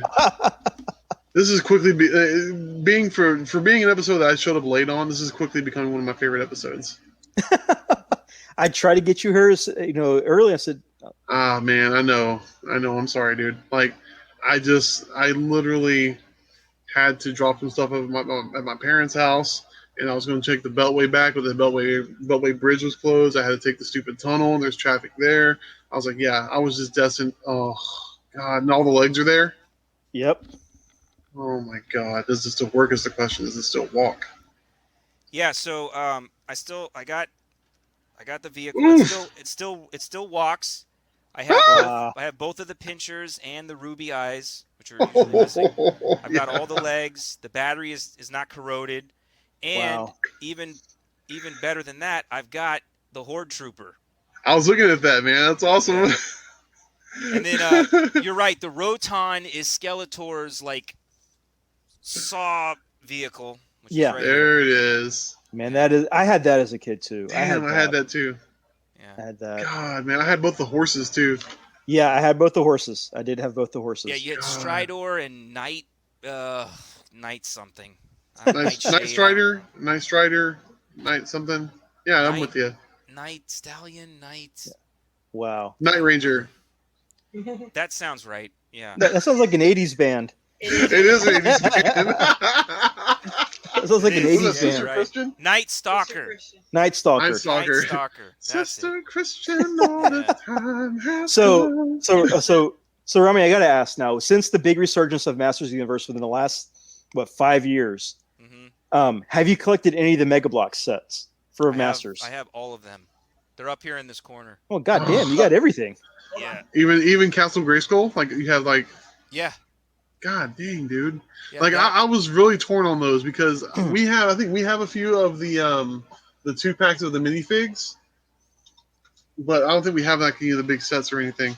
Now the question is, do you have any of these bad boys? He's got one in the box and one put together. I do. Yes. We picked these up at a like an indoor flea market. I remember at one point I saw these all the time at Toys R Us, and of course that's no longer a thing, and I should have bought them then. But I think I got. What did I get these for? Like $10 a piece or something like that. Not bad. $10 a That piece. sounds Not about bad. right. Yeah. Yeah. Yeah. Oh, Like anything that's Masters of the Universe related, whether it's the loyal subject figures Mm-hmm. or mm-hmm. the Roblox or the Mega Blocks or whatever the case may be, I have. I mean, Super 7 stuff, Matty Collector. I mean, I'm all in on that stuff. That's the one. That's the one property where I just get everything I can. Just because, like, this has been the greatest time to be a He-Man collector because there was a long version of time where none of this stuff was in the stores. Nobody Yeah. gave a crap about this property, and now it's fantastic. So there's stuff everywhere. I mean, yeah. Even the new pops are coming out with like Snake Mountain and Night Stalker, it was Skeletor, and everything, Panther, and all that Yeah. stuff. Yeah. What about It's what's it's going on? it's great. Prince Adam? Oh, that's a good question. We have the meme Prince Adam, the "What's Going On" video. Yeah. That was one's cool. Yeah, that was a Super 7 Matty Collector. Like, I guess it was a San Diego Comic-Con release where you have the smiling Prince Adam from the YouTube video. Dude, That's a great figure. we were so excited to get that. Like, we were at a toy show, and we were selling a bunch of stuff to get ready for our wedding. Yeah. And like, because you know how it is, as collectors, you just buy stuff on a whim, and you end up with Sure. too much shit just laying around. And Yep. so every now and then you get a toy table, a show, and just sell your crap. I ended up selling my whole booth to a vendor, but aside from that, there was a guy an aisle behind us, like two or three booths down, that had that Prince Adam, and my wife or my girlfriend at the time, fiance, my significant other at the time was like, they have what you call it? I'm like, no way. And I was like, holy shit, they do. And I was like, okay, cool. And so we bargained with the guy and took our chances and waited to the end of the show, and he had it at the end of the show, and what did we give him for? Like 60, I think. I don't remember. Yeah, I think I gave him like $50 or $60. I think that was That's a decent price on the aftermarket. That's a Yeah, good price. absolutely. That's fine. yeah. I think after shipping and stuff, mine was probably closer to $50. So you guys got a pretty good deal. Yeah, Thank God. absolutely. Yeah, that's a great figure. But All yeah, the it's crap just we have? it's such a great time to be a He-Man fan, just because the cartoon I'm pretty sure is going to be a hit, and it's just going to keep this ball rolling. So I hope so. excited. Yeah. I really do. So Ramy, like amassing your collection that you have, what was the one thing that was the hardest for you to get? Find, get, acquire, trade for, whatever you did to get. What was the one thing that was like your holy grail? My Eternia playset. Oof, you have that too? Yeah, Damn. I do. I was at PowerCon 2 years ago, and I've been looking for one that did not cost an arm and a leg. And you go and find complete Eternia sets for like $6,000, Yeah. and you find one in the box and they're $10,000. So I'm like, look, I'm not paying even close to this. All I wanted was the 3 base posts, and I wanted the tracks just not to be super broken because they're famously brittle. The tracks that used to attach the Eternia towers are famously brittle. But there was a guy in a booth who had a box full of Eternia parts, and I was like, hey, can I see that? And he goes, well, a guy actually said he was going to purchase it. He went to his car to get the money. And I said, well, what did he offer you? And he goes, $600. I said, I'll give you $800 right now, and I won't even look through the box. And he goes, sold. Holy, yeah, no Sold. kidding. Yeah. Wow. And so I immediately took it upstairs. I started putting it together, and there were so many pieces in this set that were still there that I couldn't believe it. All 3 towers with the stickers, the track system still, plunked together. Everything, I was able to build it all up, and it looks gorgeous. So I was able to find about an 80% complete Eternia for about $800. No kidding, man. I Did you don't know go what piece out happened the to rest? I'm sorry? I'm sorry. Did you go piece out the rest? Did you hunt down the odds and ends to finish it out? I bought some of the weapons here and there at some different shows because you can go to these tables and they have like He-Man weapons on that you can purchase individually. But just the blaster rifle from the Eternia set is $40. Okay. The weapons rack that holds 2 weapons is $60. Yeah. The little gun turret at the top is $80. So the pieces themselves are really expensive, but I've probably bought about 5 or 6 pieces so far to kind of fill it out. That's fantastic, man. So I'm it's I'm about happy. I'm 80 happy for you on that. 85% complete. But we're getting there. That's awesome. Yeah, that's my hardest piece. That one I love very much, and I shipped it back from California because PowerCon is in Anaheim. Yeah, it's in Anaheim. So I, just took it to the FedEx place, and I paid a little extra so they could pack it up nicely and just ship it to my house. So That's fantastic, man. that was great. Yeah, PowerCon's going to be a trip for me. I'm going to have to make PowerCon. I'm going to have to do that. Yeah, that would be road trip. Hey, I'm We were saying. thinking about going, not this year, but in 2022. Oh that my was God. Aaron and I were discussing it. Yeah, and, I was really discussing with Ramy. seriously. Yeah. I was like, yeah, I'd be down because this year I can't go. Disneyland. Oh yeah, it's right across the street. So Oh.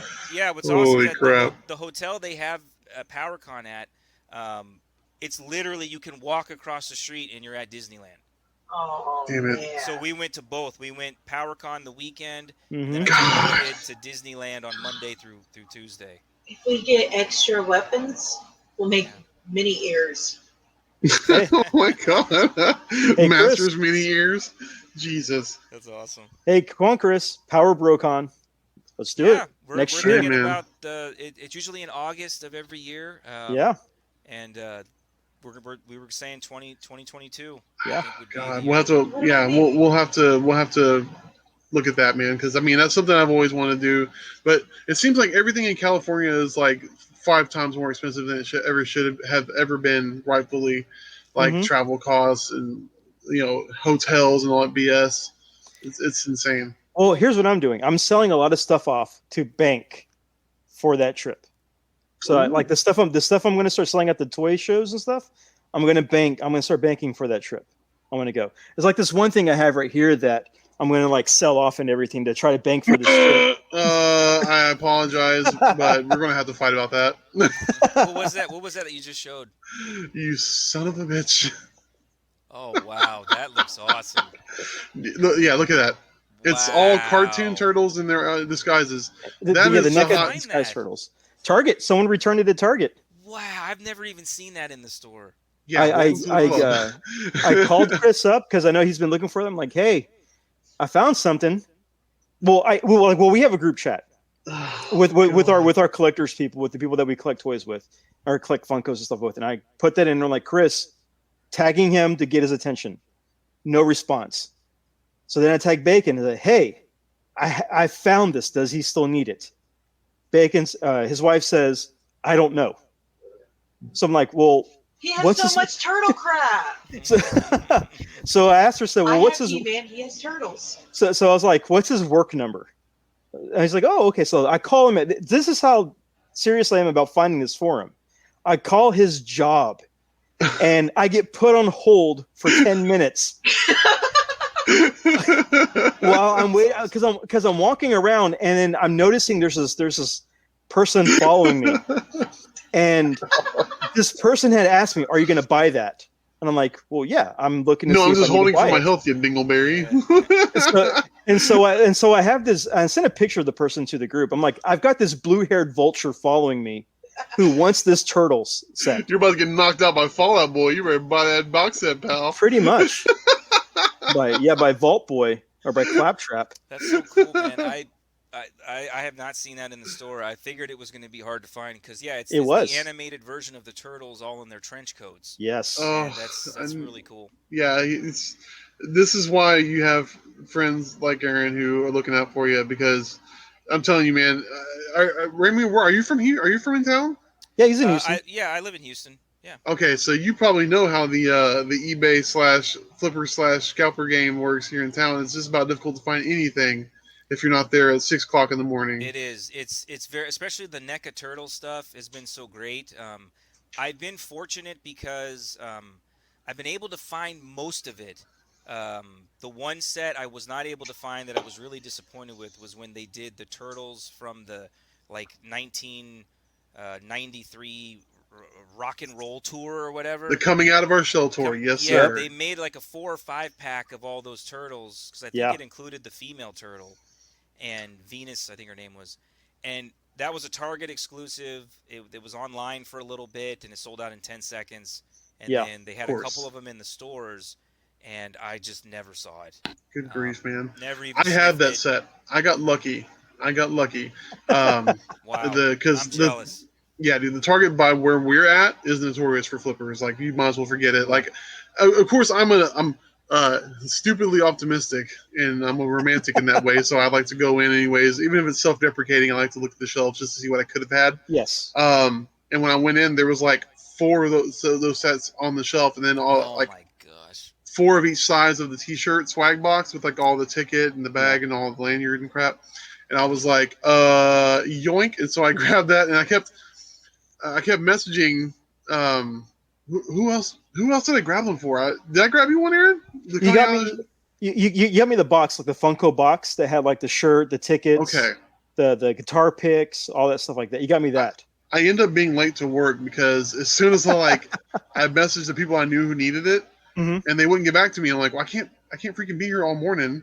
Yeah. I got to go. And like by the time I get to the front, they're like, bing! I'm like, oh, come on. So I had to run back, grab it, get back to the front of the counter, bing! Hit me again. Like, come on, man. So that's how it is with Rosie in our group. Like for our good friend Rosie, lovely woman. Yes. I will find things. I'm like, hey, do you need this? And I'll wait 10 minutes, never hear anything back. Then 6 hours later, she's like, yeah, I'm looking for that. Like, so then I go back and it's gone. Everything is gone that she's been looking for. And it's like, oh no. But at the same time, she doesn't do that for me. She doesn't look out for me at all, which kind of hurts. Well, our new rule is if sometimes they don't get back, if we buy it and you don't need it, we'll sell it to Toy Show. That's true. We have been doing that. Like we'd rather hold on to it and make $20 in 3 months or whatever, as opposed to and it's not like and it's a catch-22 because I feel bad for doing that. Mm-hmm. But then again, for all the times I've been screwed, it's like, nah, I don't feel all that bad about it. You know what I mean? Like whatever. Well, I mean, I see what you're saying. And that the scalper game is very difficult because you're right. People are there at 6, 7 a.m. To get first dibs on things that. Yeah, no kidding. I, as myself, just want as a collector to put on my shelf. Just one. You just want one. I want one to put on my shelf. I open it. I display it. I actually use it. Seriously. But it's become pretty hard. But I still try. I've been lucky more than I haven't, and I'm not deterred yet. I haven't gotten frustrated. So. One of the therapeutic things for me that helps me with that problem is at the Houston chain comic book store I work for, when people, for whatever reason, can't seem to dump their stuff online or at a show or whatever, if they price it too high, stuff like that. In regards to not just that, man, Funko Pops, Pokemon, all that mess. A lot of times those guys would come in with all their boxes of dupes and have to sell them to us because they just couldn't dump them. Yeah. And it's like, oh, it's a shame you spent $20 on that. My offer is $5. You know what I mean? Oh yeah, that's no good. Well, I mean, it's not like it's not a spiteful thing. It's literally a profit margin thing. Yeah, so it's sure, like, of course. Unfortunately, you play the game, either you win or you get burned. You know what I mean? Yeah, absolutely. So, it is what it is. It is. I agree, and the toys nowadays that they make are so far and beyond better than what we had when we were kids. I mean, God, yes. They're just unbelievable. Like, I can't believe that when my kids grow up, they get to play with toys that look like this. Well, wait. Are they going to play with your stuff, or they have to get their own damn they'll have toys? Their own. No. Okay. Yeah. Let's get real now. They have their own toys. Yeah. But I mean, they want to stay under this house. They better have their own toys. I mean, they look just like the show. Yeah. You're literally pulling characters from the show, molding them, and making them into plastic figures, and they're just spot on. They are. Oh God! Don't get me started, man. Yeah, I mean, just kind of harkening back to what we're talking about with like the WWE Masters figures. I collect WWE Elites. It's like having a Johnny Gargano in my pocket. It's insane. Yeah. Like the scanning technology, to your point, has never been better, man. Like, and I can't see how they can make it much better. We're almost at that point where there's too much articulation, so the figure looks weird. You know what I mean? Yeah. Like, how much more can you do? Yeah, when you start getting double jointed knees and then rotating ankles, and then their toes also flex up and down. Yeah. Yeah. Sometimes they're kind of hard to stand. Yes. Especially, it's like some of the. I just recently purchased some of the NECA Back to the Future figures. Oh, and those are awesome. Those are cool. Man, I pulled the Back to the Future 2 Doc Brown. Yeah. I didn't know he came with the money case. With the case of all the different times he's been to with all the different money. Yeah. It's individual bills in there. Wait, So is it really? You could open up the case. You could take out the little individual bills from like 1918. It is. I'm like, oh man, come on. This is ridiculous. That is ridiculous. Yeah, he comes with a little money briefcase thingy. Hey, NECA don't play around. They do not play around. I'm like, this is only $30. Yeah. Yeah, and sometimes they don't play with their toys because if you pull it out of the box and you don't boil it for a little bit, you might break a leg off. Yeah, if you or a hair dryer or something. Yeah. You got to kind of loosen up the joints in some of those figures, especially their aliens figures. Those joints will snap. Oh, the horror movie ones are like that. Like a lot of the Jasons, the joints are like the kneecaps. Like basically all the Jasons have geriatric knees. And then the Michael Myers has geriatric knees too. So where if you try to pivot it to where they're just standing straight up, and you set it down wrong, their knee will snap. Yeah, that's insane, dude. The detail is amazing. Oh yeah, but the joints are just so weak that they break. It's like you're sitting there, you're like, I wish a company would make action figure stands to help my NECA toys stand up better. And NECA's like, hold my profit margin. Yeah, and here's a 10-pack of stands. Yeah, their stands are actually very good. They are pretty cool. They're very good. You can pose your figures in super awesome positions, and they Yes. hold them, and They do. mine have never fallen. And most of my NECA figures do have those stands, and they work great. Yep. So a little bit extra money for them, but it's worth it for me. Now, I know we're true to our form. We're at what, an hour and 38 minutes. I know I've only been like you're here for 45. Yeah, exactly. I'm only dipping my toe in this pool. But did you guys cover the idea? Like, if I figure it always feels right for me to mention, like, we're talking about going back and we're buying these toys. We're getting all these things from our childhood. And you mentioned Toy Story earlier. Yeah. Toy Story is the quintessential movie about that. It is the voice that we gave our toys is what the voice of Woody is to Andy. Yes. You know what I mean? Or Buzz is. You know what I mean? Like, these are the personalities that we instilled in these figures. And so, like, what was it, Toy Story 3, where Andy gives the toys to Bonnie? Yeah. Yeah. God bless America. My heart melts every time I watch that scene because I would rather give my figures to a kid than to throw them away, because I know that it's going to bring joy to them like it did for me. You know what I mean? Yeah. And then Bonnie puts Woody in the closet. Well, Bonnie was going through a lot at that time. Okay. Bonnie's terrible. No, Bonnie's not terrible. Listen, my whole point is, like, I think what it is, and this is the worst kept secret in collecting, is we're just trying to buy back a little bit of our innocence. At least for me. Yeah. Because those were the times where we didn't have debt and we didn't have cognizance of how crazy this world is we live in. And so it's nice, like, I'm looking at your man cave back behind you there. It's nice to walk in and just kind of take a second, look around, breathe it in, and be in your own little world for a little bit as opposed to everything else is going on. And I think that's what the constant pursuit is, at least in my opinion. Well, Chris, I got some news for you. That background that he's in, that's just the closet to his man cave. Oh. You haven't seen the full man cave. Yeah, I can. Well, do you have a cell? I don't want you to give me your number on the screen, but Aaron, if you want to message me his number over here in the chat, I can send him some photos real quick. Oh, well, we can do that off the screen. Yeah, definitely. Off the screen. We'll do that. We'll do that after the episode. Sure. But I'm just letting you know, I've seen his man cave in person a few times. It is like a museum. It is a museum quality collection that he has. It's hashtag goals. Then that's what that is. Because Yeah. I'd love to have that. And it's not just He-Man. Mm. It's not just Turtles. It's not just Marvel. Not just Star. It's everything. Yeah, I'm big into Halo, Ghostbusters, G.I. Joe, Back to the Future. All of that.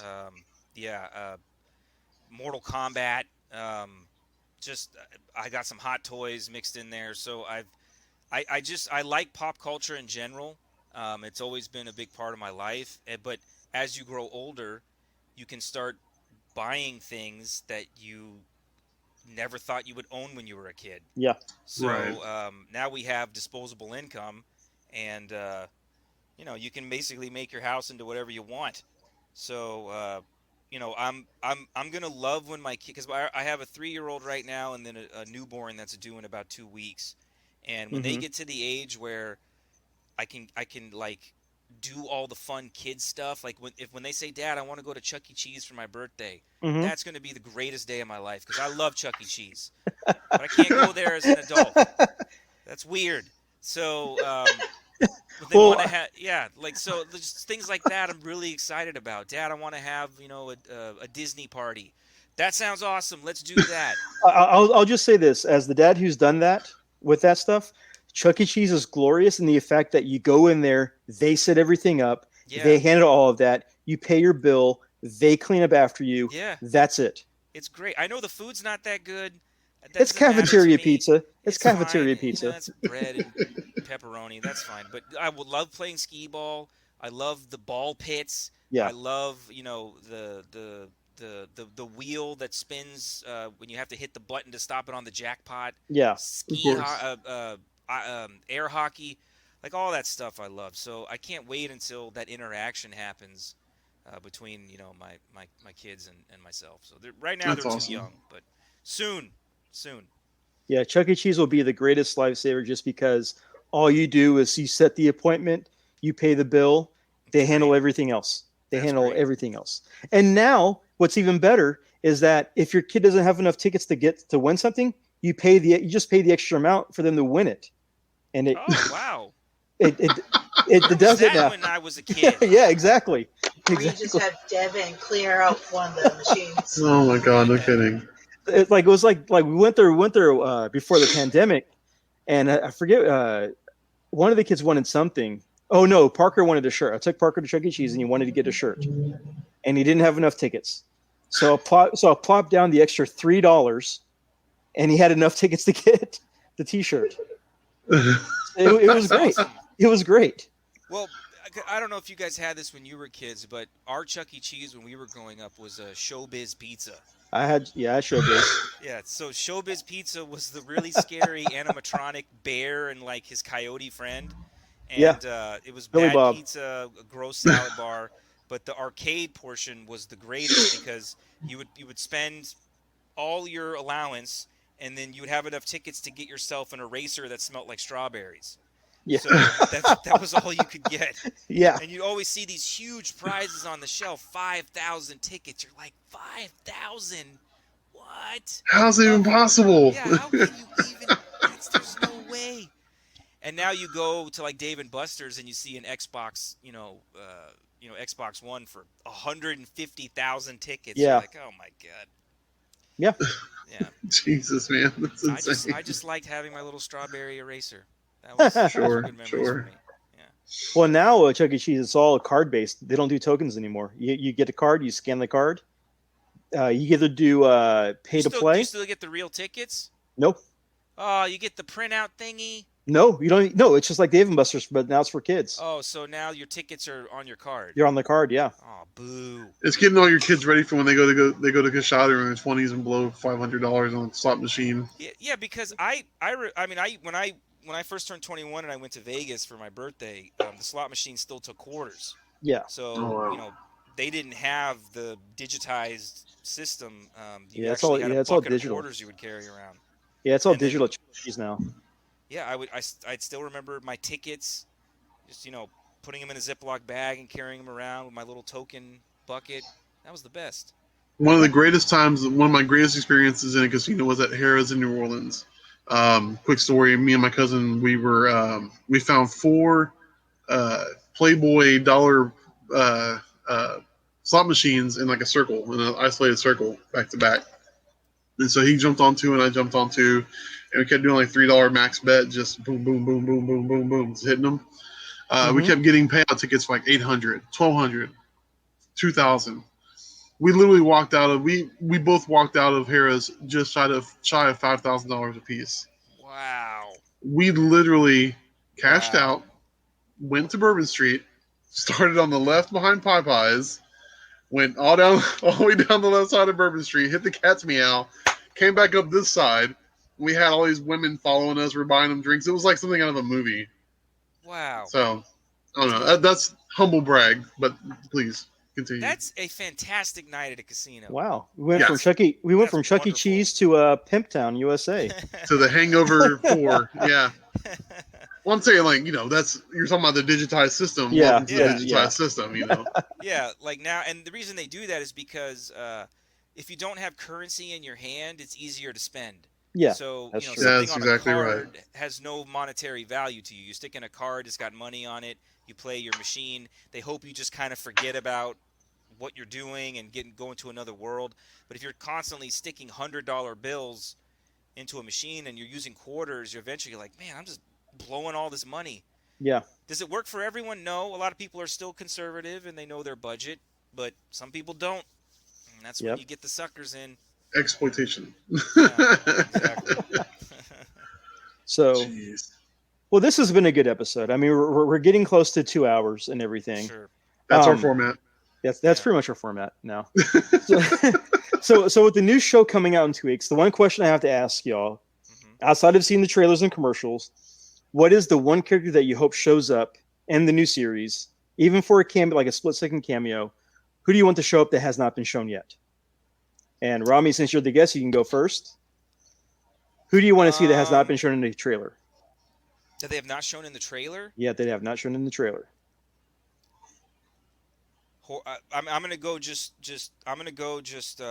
a classic villain that was the main antagonist in She-Ra. I hope Hordak makes an appearance, even if it's as a hologram or some sort of visual projection, or because him and Skeletor have this feud that is not really properly shown in the He-Man cartoons. It is in the comic books. Yeah, Skeletor and Hordak hate each other. Yes. And if somewhere in this show, even for like a split second, He-Man and Skeletor combine forces to fight Hordak, I'll lose my mind. I'll lose it. I'll go nuts because I've always wanted to see them team up just for like 2 seconds and not in the He-Man Christmas special. I'm talking about they actually come together and they say, the enemy of my enemy is my friend, and let's go do this. Wow. Just for a split second, I'll lose it. That would be sick. So that's what my hope is that they bring in that She-Ra villain and that he's somewhere in this show somewhere. Maybe not the first season, but at some point. Okay. That'd be badass. Hey, Chris? Correct me if I'm wrong, but we haven't seen Clamp Champ in the previews, have we? Which one is Clamp Champ? Hold on. That's the brother of Eternia, sir. Yeah, I think I have his figure here somewhere. That's the only black dude in Eternia, unless I'm not mistaken. He's in the trailer. He's in the trailer. He's in the trailer? He's in the trailer. Oh, he's in the crap. trailer. Okay, I missed him then. Because I'm excited about that. Him and Fisto are running side by side in the trailer. Oh, I need to watch the trailer some more then. I guess I missed that because I love Clamp Champ, dude. Like, even as a kid, I was like, hey, representation. I dig it. Yes. His figure was really cool, too. His weapon was, like, oversized, and it kind of grabbed other characters, which was really awesome. He was really cool. And, he was in the trailer. Now that I'm going back and thinking about it, he was there. Do you know who voices him? I don't. It should be Carl Weathers. It better be Carl Weathers. That would make a lot of sense, actually. Sure. Yeah. That would make a lot of sense. I'm trying to think, man. If not... She-Ra wasn't in it, because she... Was She-Ra in it? Truly? No, they have not. Oh, nope. They have not shown her. Well, I'd be honestly, I'd be surprised if they did with that other Steven Universe-esque series they've got. But it's done. Yeah, the She-Ra series is done. It's over with. Yeah, okay. That lasted about 5 seasons. It was fine. It was more targeted towards people younger than myself. It was targeted. I didn't hate it. It was good. My daughter loves it. We haven't finished it yet. There are some things in there that we have to kind of explain to her because she's not used to that yet. So we haven't finished that series. Okay. But It's good. but It's yeah, it's good. definitely worth your time. It's Yeah, for it's sure. good. Yeah, she's loving that series. She loves it. Awesome. Well, let me ask you this: Did we see Scareglow? Was there any Scareglow in that? It looked like there was a Scareglow Yeah, moment. there was. In the new trailer that was like 2.5 minutes, you see Yeah. Scareglow.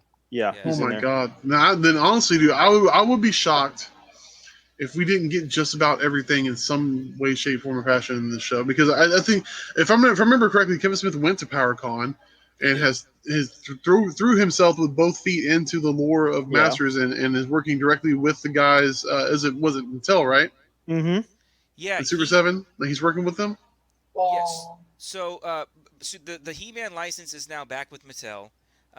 They announced that basically at the PowerCon that I was at 2 years ago, and Kevin Smith's surprise He-Man Revelations cartoon announcement was first revealed at that PowerCon.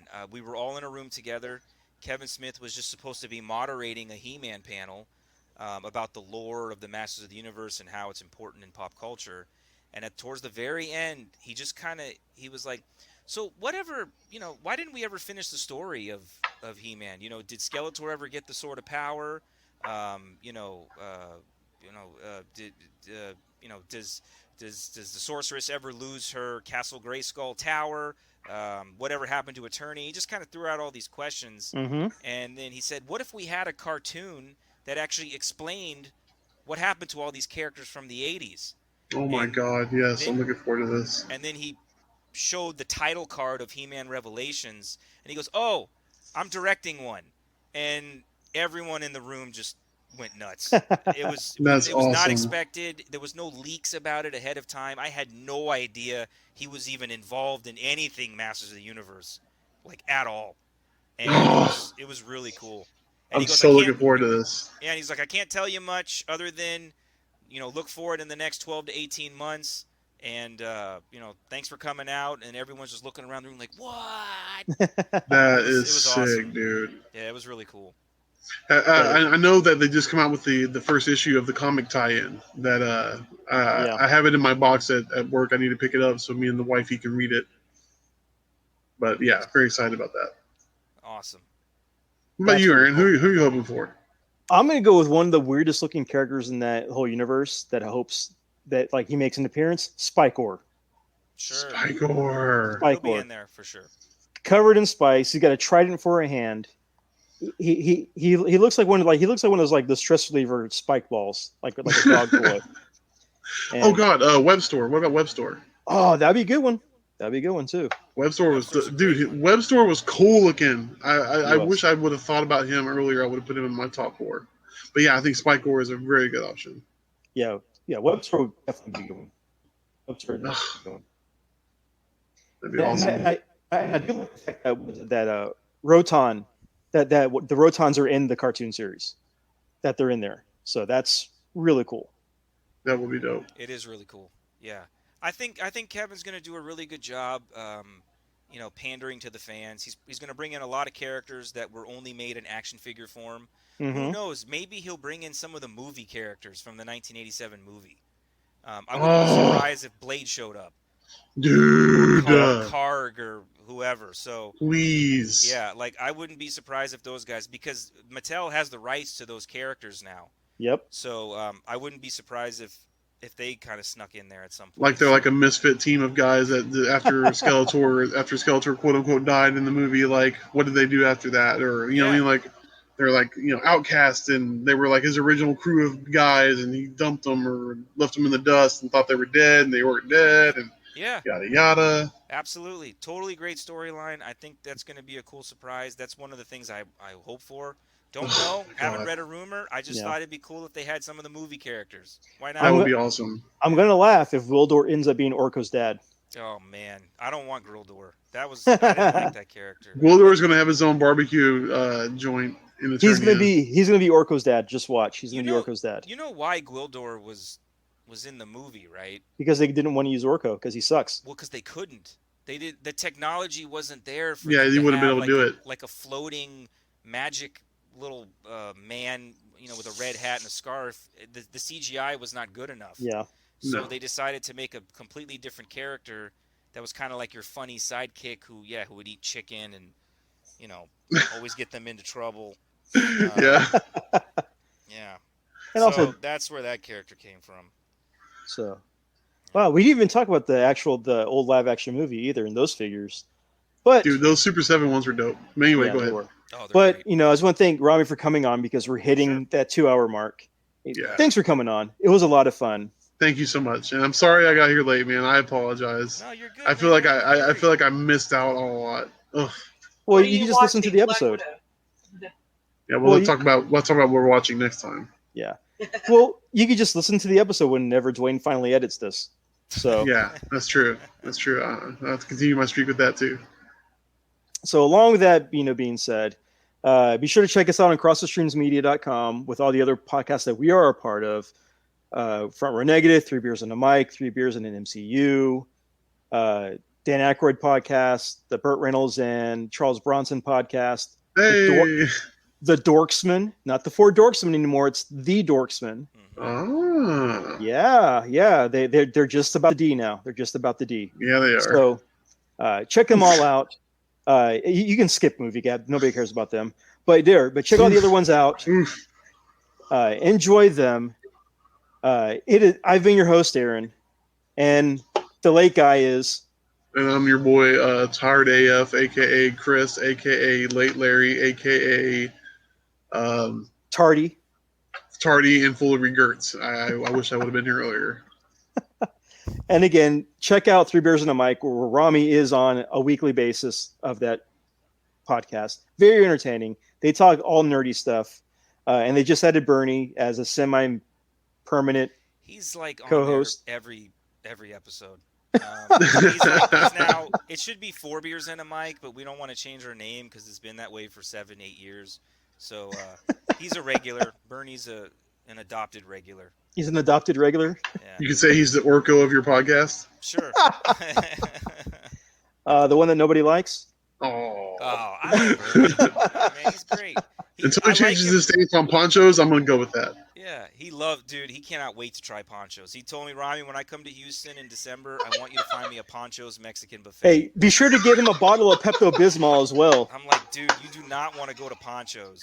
See, exactly. Oh, come on. Exactly. It's an experience. It's worth it. It's worth Yeah. it. Ugh. So is the hospital We when have you're going to to have to take see afterwards. I'll take him. We I'll have pay to for take it. You'll pay for the hospital visit? The Pepto? Well, no, I said the visit to the ponchos. I'll ponchos? raise the flag for him. I'll do everything. Yeah, and I told Only weaklings yeah, take Pepto. I after told, ponchos. I told him, I'm like, Bernie, the motto of ponchos is raise the flag when you're done eating. And he goes, Ramy, do you think by telling me that's going to make me not want to go? Now I want to go. He goes, you're doing the He has to opposite call here. us. Yeah, he goes, that's the opposite of what you should be doing. Now I want to raise my flag. And It's I'm an That's like, right. experience. Jeez. Yeah, and so is going to the bathroom there too. Oh, It's all a rite of passage. If you've eaten that ponchos at least twice in your life, you've got the COVID vaccination in your blood right now. It's And I the still worst caught it. enchiladas I've ever had. I won't sit here. I won't tout the greatness of the enchiladas. I will say that the tacos are pretty lit. The you greatest know- of the enchiladas. That's the CCs of Mexican food. I keep telling you that. I had Look, dude, the only way you can make ponchos. ponchos better is keep it open 24 hours so the drunks can go there after they get done partying. The only way you can make ponchos better is if you close it down. No. Man, I know you guys are trying to stay under 2 hours, but I've been to a lot of buffets. I know that with COVID, buffets aren't really a thing right now. But for me, going to a Chinese food buffet has always been an awesome experience. I really haven't been to a bad one. Mhm. They're all pretty good to me, but I went to Poncho's and it was not good. Like everything was just not good. And they had anytime you walk into a buffet and they've got the colored Jello, I'm out. With the goop on top, with like the cream on top, I'm out. Can't do it. Can't do That's it. all the Masters memorabilia. We have Poncho's memorabilia. we have a ponchos cup. You talking about the glass that came in, that contraption came in? We have one of those glasses. Oh my gosh. Look, dude. Okay, here's the thing. maybe we're romanticizing it a little bit because I can tell you, I grew up in the North Shore area, and on Uvalde Road, there was a Ponchos there, and it was there forever. And on Friday nights when my dad got home from work, holy shit, we went to Ponchos, and my life could not have been better. I got home from school, I played with figures and played video games. I went to Ponchos, and I came home, played some more, and went to bed. That's awesome. Hell Yes. yes. It's got good nostalgia for you. That's great. Yeah, so does toilet paper, which is what you're gonna need after you eat at Ponchos. Well, I mean, if like I said, there's still one Aaron, open off of 45. So if you guys, I'm going to give you a 2-ply ass whooping. If you guys want to join us for our Ponchos experience, you're more than welcome to. The more the merrier. Don't you threaten me with a good time. Yeah. You want a guys are more than Ponchos? welcome to come to Ponchos. You want a Ponchos experience? Go smell a Stinkor figure. You're a I have stinkor. Stinkor head on my feet. Don't you sully the good name of Poncho. I didn't have to. Marvin Zindler did. Oh, you rat bastard. Hey, the slime. And where's he at now? He's dead. So we don't listen to him. Yeah, because he ate at Ponchos. All right, thanks everybody for joining into the podcast. Oh, shady ass. All right. Can we go Ponchos Sunday? I might. I'm Thanks going for to Ponchos joining. tomorrow. And until next time, thanks for listening. Give us a follow. Give us some comments. Whatever. We're out. Bye. Go to Ponchos, Razor. Already know the rest. Here we go. We never settle 'cause we know it best. Here we go. Who want a test? Leave you out of. Here we go. Give it 100, never nothing less. Here we go. We coming, you already know the rest. Here we go. We never settle 'cause we know it best. Here we go. Who want a test? Leave you out of. Cross the streams.